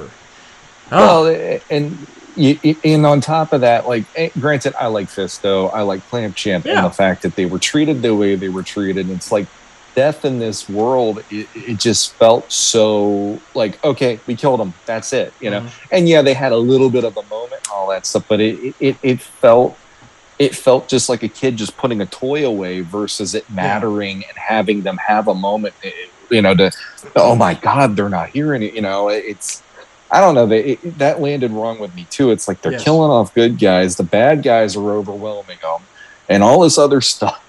It's like, no wonder they had villagers. They probably killed off everybody between the beginning of, like before the show began in the first episode. It's like, That's why Ram Man's all we got left, basically. Yeah. So. They definitely need to find a way to open the Revelation world up. They need to find a way to, it's just everything is just getting it into a corner right now. The farther they go, so find a way to open it up. Find a way to introduce some characters and have some stories. Agreed. And Matt Rod's done with Revelation. Just because you guys over in Potu Land took 17 months to get through it, that's true. And honestly, he was there for all of it in the sleeping bag. that show, I like. It's one of those things, and I've talked about when something that you like is made. Movie, TV show, comic, anything, and you see the hope, like you see almost everything, like you see what could have been. That's almost harder to swallow than Thundercats Roar. You know what I mean? Where it's just like whatever, like where. Yeah, the X-Men Apocalypse, and you're like, oh, I love most of these actors, and they all look really good, and then it just doesn't quite come together. Where there's elements of Revelation for me like that, where, like you said, and it goes back, and we've talked about it, and I'm sure you guys have heard a little bit of the Potu discussions, but just the fact that you make the rules to this world, I will gladly accept them. Right. But that's what, as a world lover and a world builder, I will hold you accountable to them. And so there were a couple of rules and a couple things about the world that just were left so, okay, whatever. Yeah. Dude, how heavy would it have been in Revelation? How heavy would it have been if, obviously Tila in the water with Sorceress was 7 episodes long, but but if you just have what if what if Sorceress realized she effed up?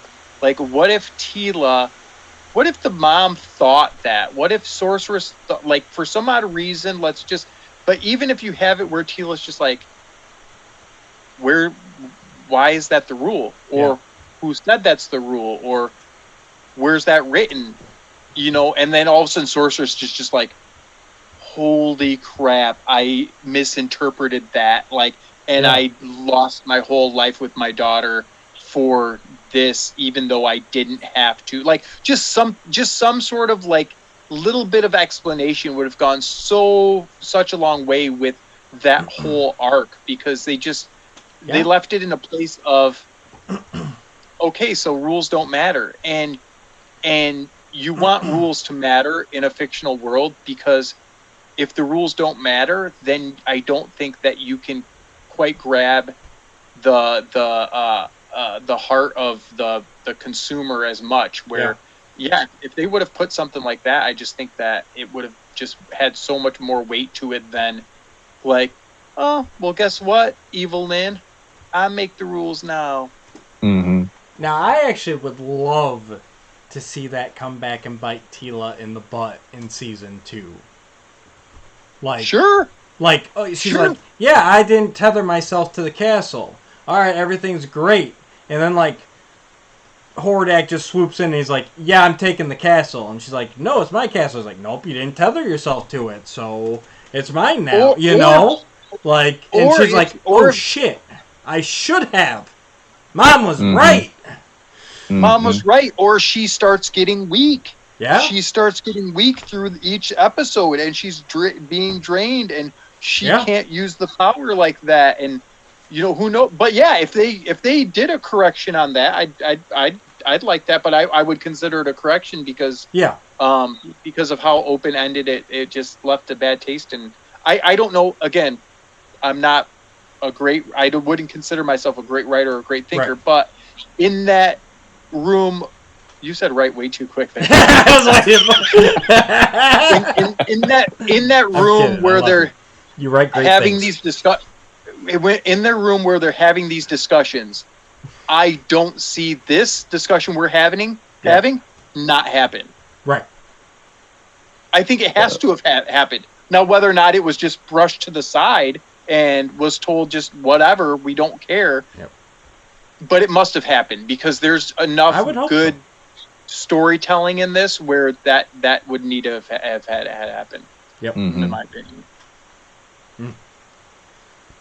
So, yeah, looking forward to Season 3 of CGI. Season 2 of Revelation. We'll see what we get.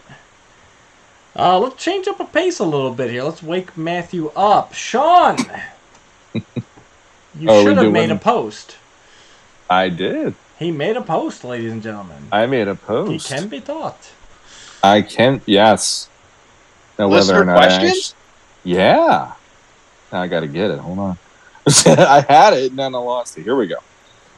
So listener questions, comments, and geekdom. Actually, the first one, Matt Rodriquez already responded to, but I'm going to read it anyway because why not? We do not respond before. Actually, I don't even read them before the show. Yeah, Matt doesn't know what we're getting into, and then I'm always the one going, wait for it. I do know one this time, but that's for a very specific reason. So Travis Bowles. Oh, God. Matt, if you could have the whole thing, why just touch the tip? And Matt responded with, for some, the tip is the whole thing. As in, Matt Rodriguez said, for some people, the tip is the whole thing. Now, wait, why are we assuming he's talking to Rodriguez? I don't know. Matt Rodriguez jumped in there. I'm guessing I think he tagged me instinct. In it. I'm pretty sure that's, you can click that. It just says Matt, but he didn't tag you. But it wouldn't surprise me if he was talking to you because he knows you. But yes, we have two Matts, and that is a little problematic when we have that happen on the show. Travis, we need to know. Would you like to know the context of that? I think it might be better without the context, but go for it. I mean, I'll let you decide. So, our friend Travis, he ends up naked a lot. Yes. I'm not exaggerating. Yes, this is true. For Steven's 40th birthday party, he ended up just naked in the pool. Sure. And just randomly just trying to hug everyone. So he's trying to hug everyone, and some people are comfortable with this. Some people are running. My wife definitely stayed out of the pool because she's creeped out by a lot of my friends. But he came at me like I was going to be scared or anything like that. Right. Mm-hmm.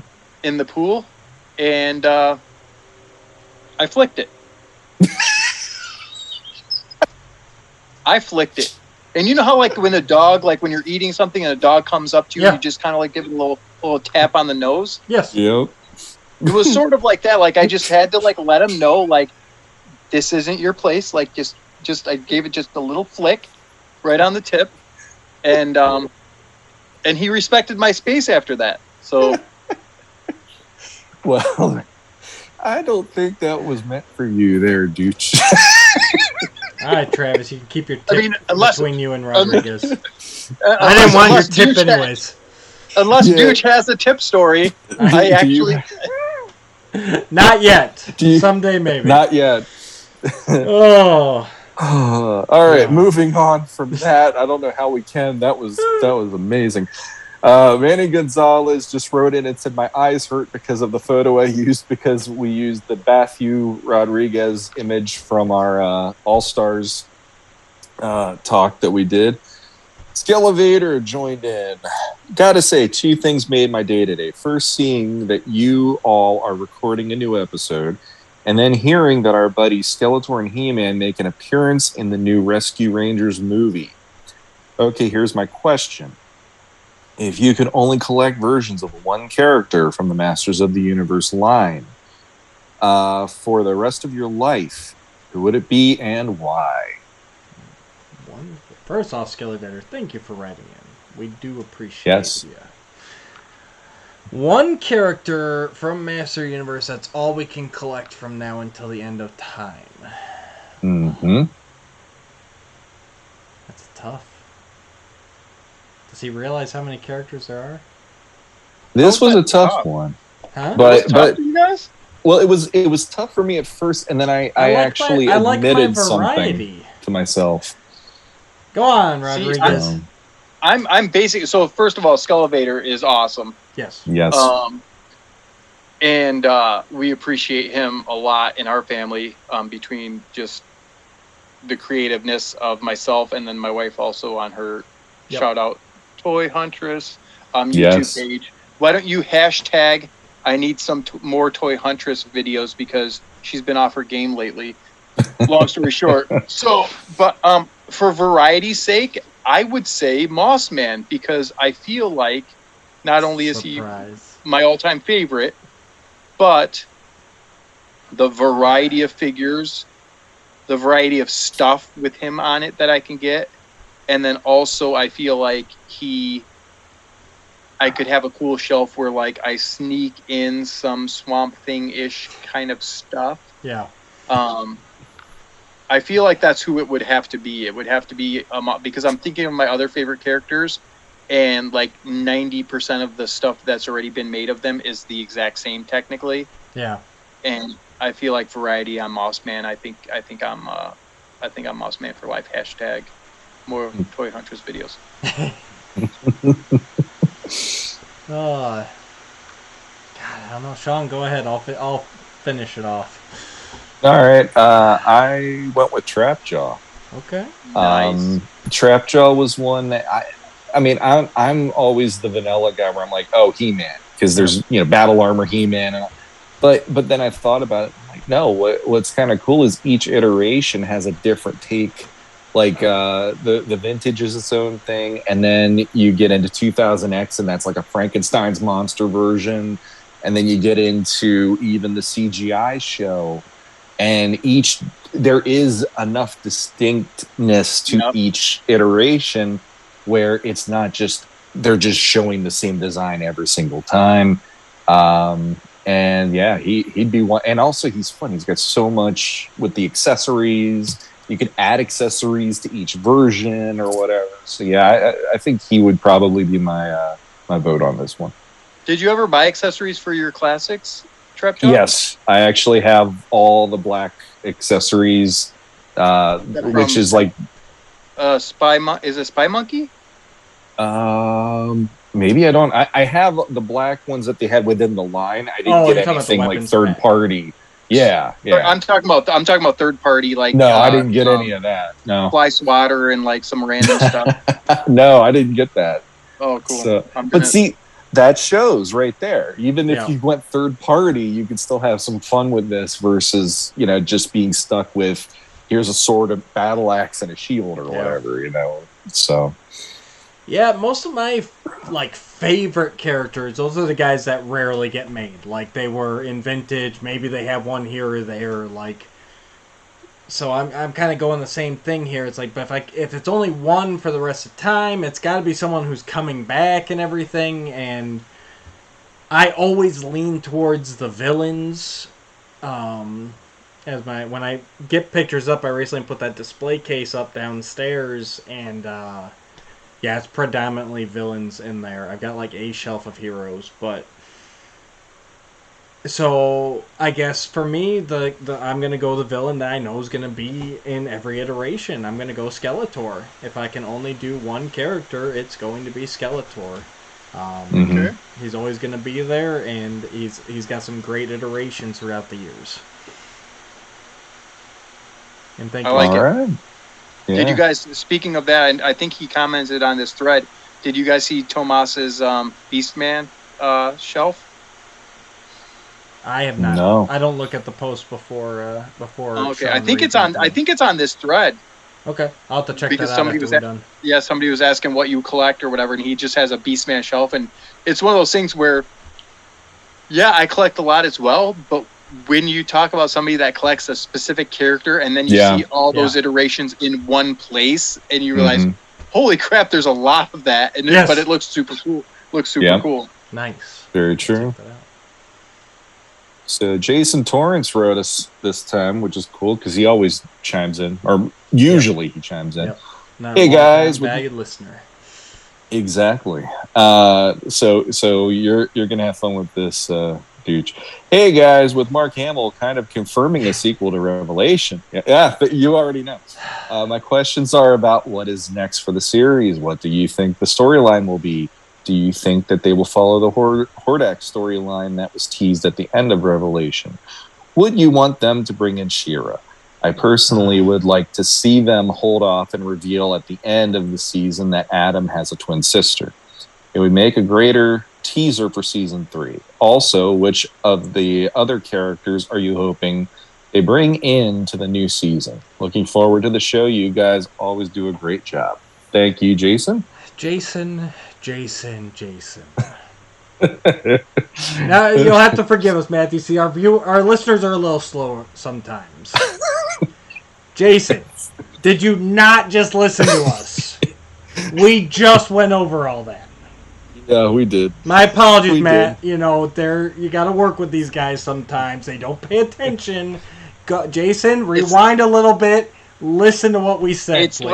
It's like he was sleeping through that part of it. Right. Yeah. But bringing up his point and just tagging on to that, the idea of her, I wouldn't mind seeing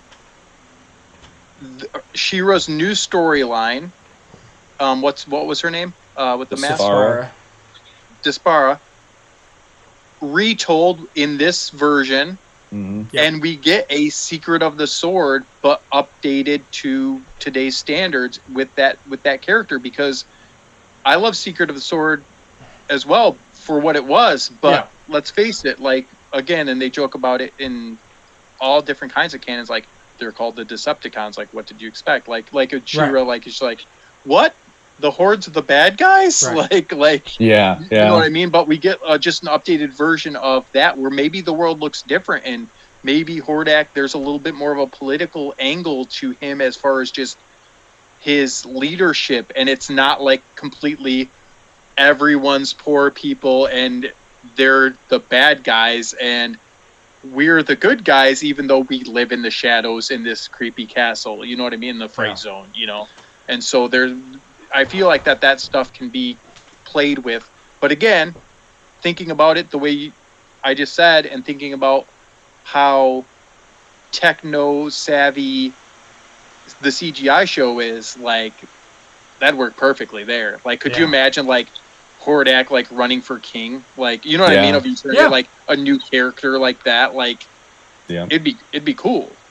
I will say, Jason, I like the idea more of if kind of season 2 we do that adventure, and then at the end of it's kind of like, oh, and here's Despara, and see, then potentially season 3 could actually be like you said, Matt, a Secret of the Sword, you know, redo.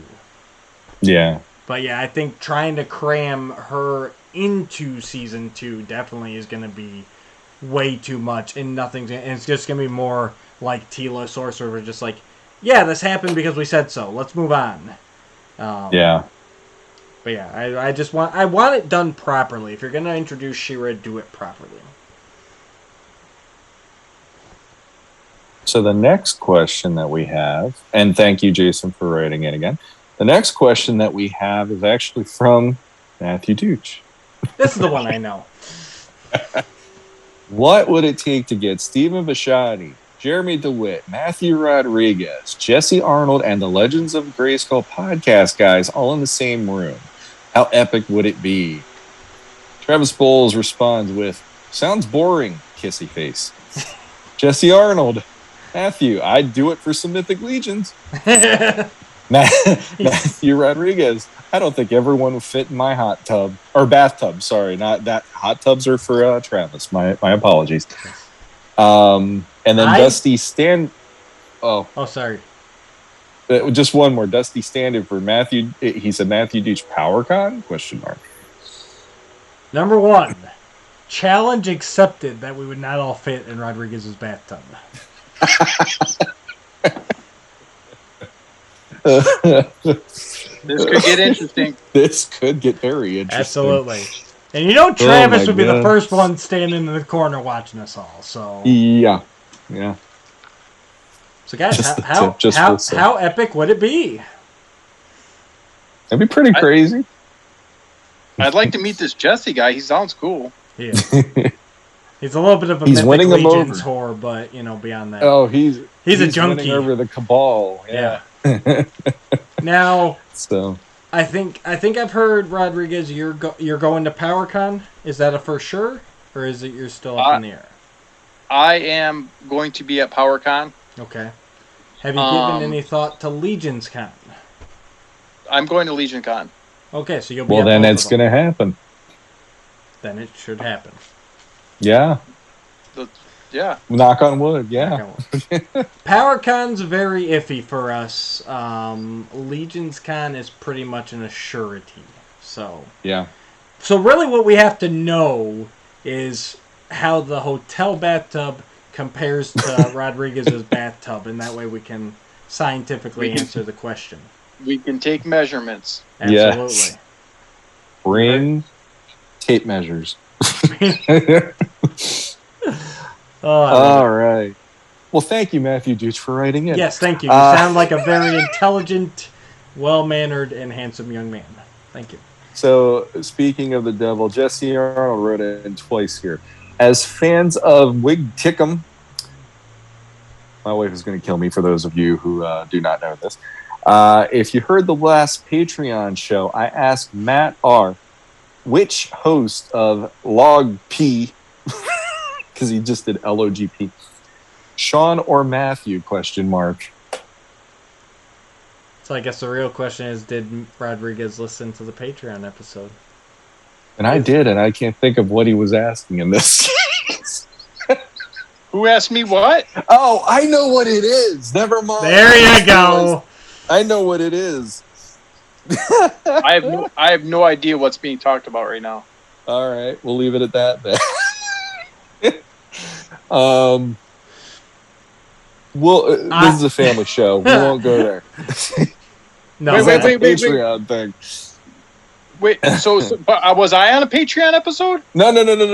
It's if you listen to the latest Patreon episode, he wanted to know me or Matthew as the question of who do you think would be the person. Did you listen to Wig Tickum's Patreon episode? Yes. Do I listen to any of the podcasts? That's the question. Do I look like a guy that would listen to those guys? Well, you've been on the show, so I figured you'd at least listen to your episodes. I mean, occasionally I would like. I think. No, honestly, I don't. The only podcast that I listen to, I don't listen to podcasts. I caught a handful of your episodes when I'm mowing the lawn. There you go. A handful of Po2 and an occasional Sunday morning eating cereal in the bathtub while listening to their live show, my wife's show. But I just don't. I don't listen to anybody, to be completely honest, and they know that too about it. And I think that they get that too, and it's a time thing. But I think you have to pay to be on one of their Patreon things, and money's pretty tight over here in the basement. Same here. I know how that feels. Printed. Yes. Trust me, the last episode was Jesse, you're nasty. So we're just gonna leave it at that. So his serious question: what is your least favorite thing about Motu that cannot be removed from the plot / mythology? Our least favorite thing? Least favorite thing that can't be removed? Yeah. So we're just stuck with it and we accept it, but maybe we weren't thrilled with it being there. Interesting. Yeah. Our least favorite thing. I have a good one. That we can't live without. All right, go for it. No, that least favorite thing. So I'm gonna say something that I can't take out of the canon. Yeah. Wish I could. And this is gonna sound weird. She-Ra being his sister. Honestly, if She-Ra was written as a different like as a not his sister, and everything stayed the same, I would still love it. Maybe love it more. But it's just one of those things. But again, I don't not like her. Yeah. As a character, just the storyline as it being his twin sister was just such a. We really want to make money off of little girls now, so we're gonna just try to do something different. I think it'd be just, and again, that point, like keep everything else, the Horde, her, everything, have it be a freaking cousin. Like I just the fact that it's the twin sister is just so like. I've often, I mean, I like it being his sister, but I've often wondered why they felt the need to go twin. Like, why couldn't she have been an older sister that disappeared before, years before he was born? You know what I mean? Like, why did it have to be the twin? That was the part that I questioned a lot, especially in my young adulthood revisiting Masters. But no, I get what you're saying completely, and I can agree with it.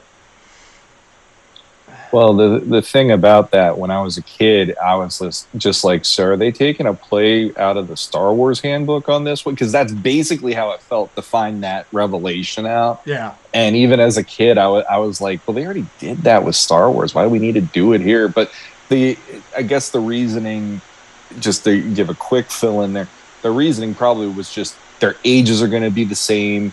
Then it makes sense that they have a similar skill set. So it's that whole, then the sister doesn't feel like she's left out and the brother doesn't feel like he's left out when you're thinking of it from the play pattern at least.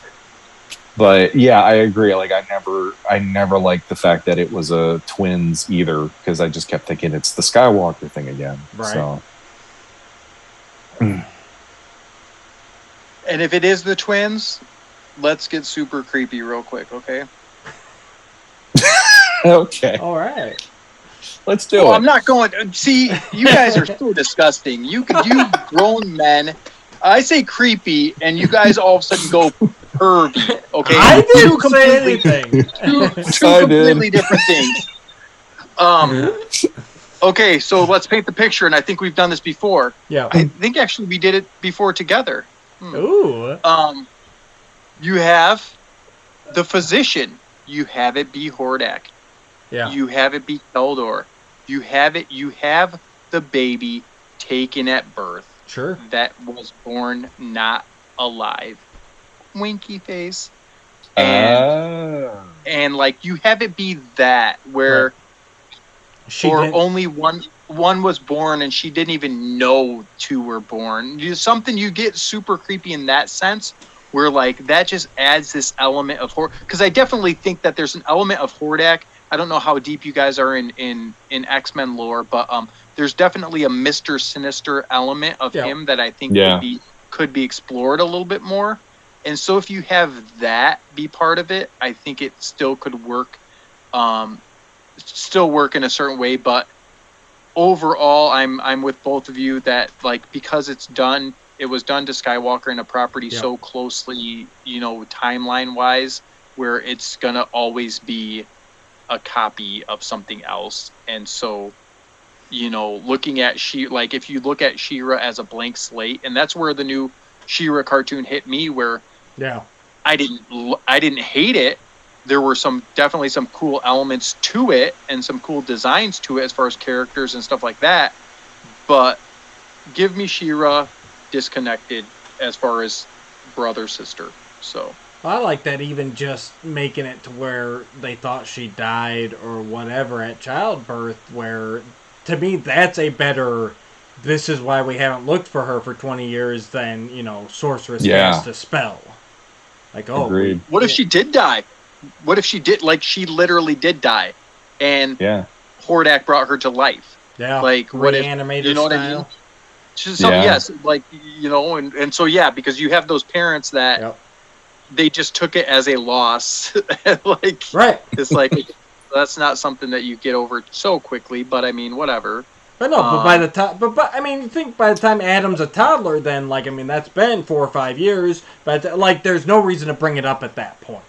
There's no reason to talk about but even it. If you have a Shadow Weaver or you have a character that does what is it? Okay, so the most recent Beauty and the Beast movie, right? The remake. In the show, people had, or in the cartoon, and like there were like little like knocks on it are, how is there this castle literally up the mountain and nobody freaking knows about it? Mm-hmm. And so in this movie, they legitimately like said, hey, the spell does this, blah, blah, blah. No one remembers. And and I'll take that. So if you have it be, he takes the baby and there's a spell cast and literally the people that were involved with the labor don't even remember it being two. Like just something that a little bit more explanation goes a long way in settings like that. Well, heck, that just opened up the gate for me. There's a issue of Action Comics that I loved, Action Comics 800. And in that issue, it has these little vignettes within the bigger story they're telling of parts of Superman's history that never were really addressed. One of which was the night that the Kents found the rocket ship. And so it's Jonathan and Martha talking together about this. And Jonathan's doing the whole, we got to give the baby up. Like this kid is not from our world. And he's a little freaked out. And she's like, well, we've always wanted a kid. We never could have one. This is our chance. It's and he's like, well, why do you have a bottle of wine? She goes, well, if we want to keep it, we're going to celebrate. And if we're not going to keep it and we're going to give the child to the orphanage, I don't want to remember this night ever. And I almost like the idea that if they went there, and this is going a little darker, but it is, you're dealing with a death of a child and you're dealing with an abduction. Having Marlena go to the sorceress and say, I don't want to remember this. Right. And have that be something that is now a thing. And she gets mind wiped or whatever, or at least a spell gets put on her. And maybe even over like almost Sleeping Beauty. Everybody in Eternos forgets that there was a second child. It was only Adam. Right. And let's keep going with it. You jump right into Revelation, and the divorce makes, or the sort of divorce makes so much more sense if there's the background of we know we lost one child, now we lost our second child when he turned 16 or whatever. Yeah, that becomes way more heavier than what they gave, what they gave us. That's the angle they wanted to do, but it adds the weight that I think could have been there. Yeah, exactly. No, agreed. Did you think of one yet, Dooch? You go ahead. All right, I'm going to actually sidestep this and say, I mean, Motu canon, it does also apply to She-Ra, and we don't really talk as much about her. So I'm just going to go there. I'm going to say I actually wish that all of the She-Ra stuff was completely different than how it was portrayed in Filmation, because I never liked it. I never got into the show. Really? It always felt too bright and it was too comedic. I didn't like Madame Raz. I didn't like Broom. I didn't like Cowl. It was, when you think of the actual way that Etheria should be, it should be a place of despair. It should be a place where you're scared for your life a lot more often. And there was a little too much comedy. There was a little too much brightness. And for me, it's always going to be the thing of, I would have rather seen She-Ra as the brightness and the hope in that world.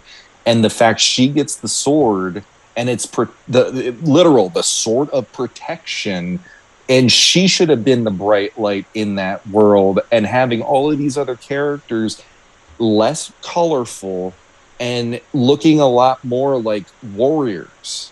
Because my biggest problem with that series growing up was always, it was these pretty women and they're all dressed in these, like, it was very 80s and stylings and all that stuff.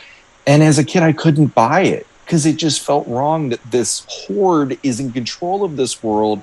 But then all these women look like they're going to go to a costume party and all this. And it drove me crazy. So, like, when we got the Despara arc in the DC Comics, that's when I was like, I can embrace this. This is dark. This is something where it feels tyrannical and it feels like a force to be reckoned with. And so my take on anything when it comes to She-Ra, I want to honestly see a dark take on that. And it's not even in the whole, make women stronger and empowering and all that. It's just the idea, like, that world should feel like Nazi Germany. It should not feel like Whispering Woods would be this colorful area and all that. It should feel like this is a war-torn, like, even like the original Rudy Obrero paintings of Eternia, that should have been Etheria, in my opinion.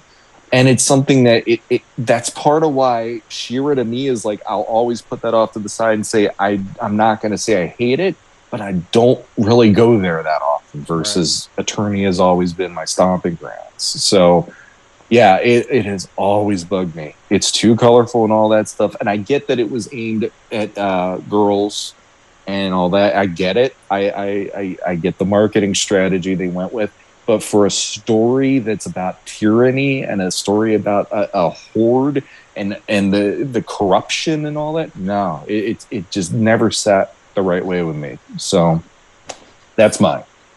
Fair enough. I'm probably gonna go a little bit in the same vein there, but I would say for me, and I would cut it out if I could. I'm going to get some flack from some longtime fans, but those first 4 mini comics, I could really just cut those out. I think Mattel could have... I think they could have...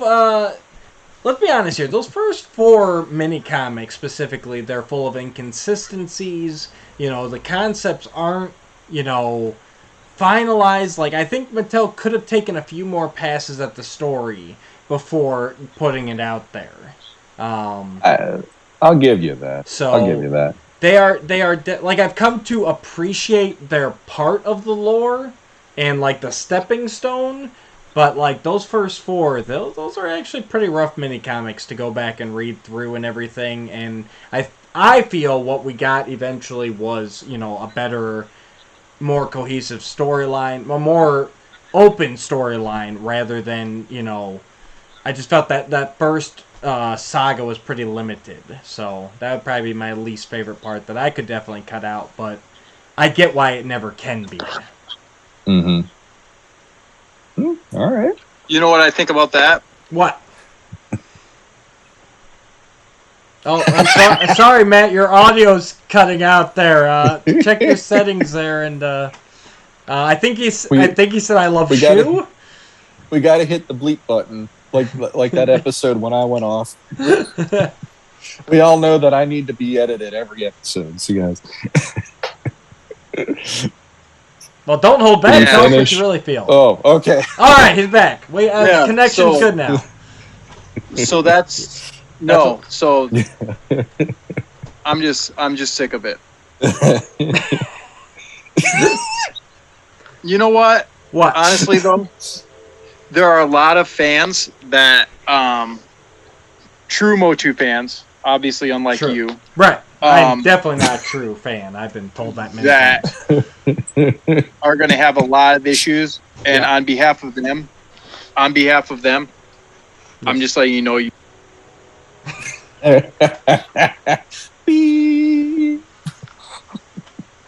Never again. Okay? Never again. Fair enough. Fair enough. You got more questions, Sean, or was that it? I got one last one. Dusty Standiford wrote in this time. Thanks, so thank you, Dusty. Welcome. Thank you, Jesse, for dropping that little bomb of what we would take away. So he said, Sean, what's your grail for Mythic Legions? What are you looking forward to the most in Legions and Revelations? And I'm gonna not just say it's me, it's all of us. But I'll throw it out there. Grail, I would love to get an Otho, but everybody wants to get Othos. But that is one that I would absolutely love to have on my shelf. And when it comes to Legions, I am looking forward to those 2-packs. The Gorgo and Attila 2-packs from the Kickstarter. I'm really looking forward to those because of the new shields that they're doing and the more detail that they have.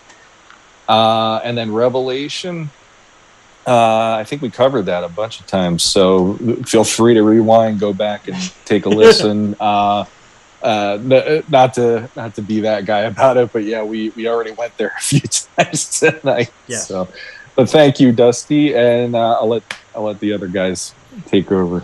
All right. Now, as far as Legions, I don't know if it'd be a Grail, but I'm definitely Thistlethorn is one that I'm definitely looking around for. As for upcoming, I think the one I'm most excited about, and I'm not going to remember his name, but that Dragonborn character, the blue humanoid dragon. He's definitely... Was it a Rakagor? Something like that, yeah. Something like I'm that, terrible with the names. But he looks awesome. He looks like a D&D character I would have played many times over. So he's going to look awesome standing next to Skeletor. So there you go. Matthew, are you into the Legions at all? I know you buy the tributes, but... I buy the tributes. I actually have the most colorful wave of Legions ordered. Yep. I don't know who they are or what they are, but I think that Blue Dragon's one of them. Yep, that would be that wave with the wizards and everybody else. Yep. Yep, I have that wave coming, and then my dealer got me Cosmic Legion wave. So very nice. They got me. I've held off for a very, very long time, but they got me finally. So they do that. They do that. It's that resistance is futile from the board when it comes to that. One way or the other, if you like Masters, they're gonna get you with that Mythics. Yes. Yep. So 100%. Beautiful work by the Four Horsemen. Yeah. So that is all of our questions. Thank you, everybody who answered. All right, guys. Thanks for tuning in. Last shout-outs, comments, questions, concerns. What you guys got? Anything you want to throw out there before we sign off? I'm hearing nothing. I'm good. Stratos. So I'll let Matt. I'm good. I don't need to talk about Stratos. We don't talk about Stratos. All right. Yeah, go ahead, Matt.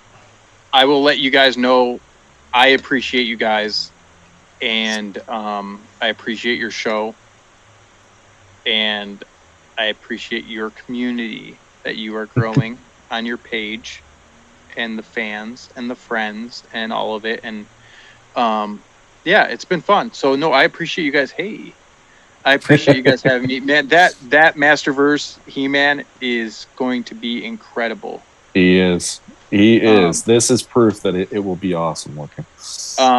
But yeah, so thanks for having me on. Obviously, I love talking to you guys about this type of stuff and just kind of hanging out. And it was a nice little refreshing Saturday night. And be sure that I think we have 29 days left. Modern Wonders, if you're interested, check it out on Kickstarter. If you comment, the Dooch sent me, I promise you I will put something fun in your reward. Yep. Not just the tip. It'll be the whole thing. Not just You won't flick the tip this time. That's you'll know that it's not the tip.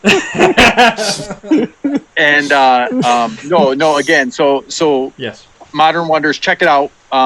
Even if you are not interested in comics, if you can please just share and we love the local support and again, I don't know all the algorithms to figure out how to get on everyone's feed with it. So I see a lot of these other Kickstarter guys that are able to do that. I don't quite know how to do that yet. So Stratos and I are going to go take a nap now.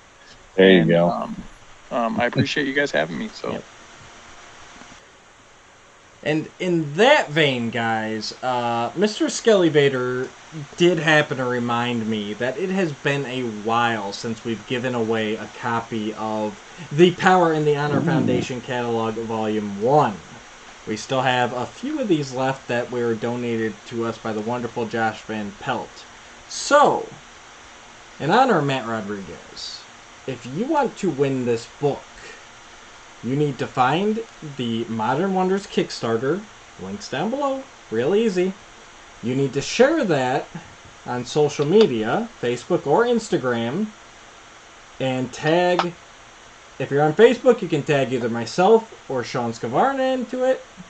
If you're on Instagram, tag in Legends of Grayskull podcast.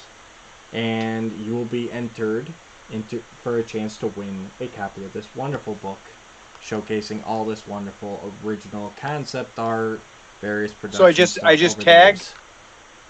Just tag. Yep, you just got to tag out, share the Kickstarter, and then tag myself or Sean in it, or if you're on Instagram, Legends of Grayskull podcast, and then we will give a copy of this away next episode to one of those lucky few who tag us.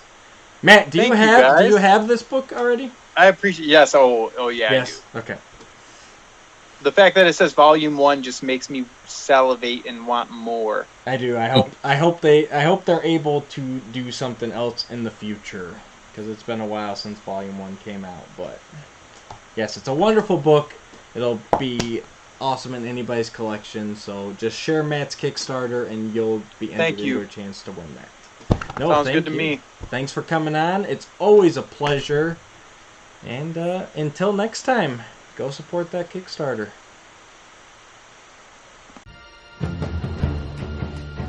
Oh, come on.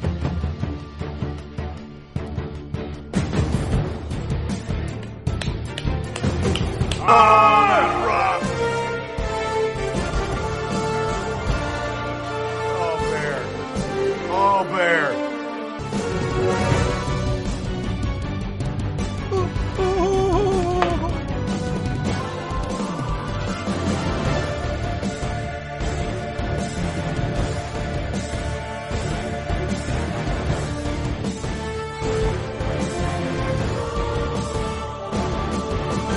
Oh.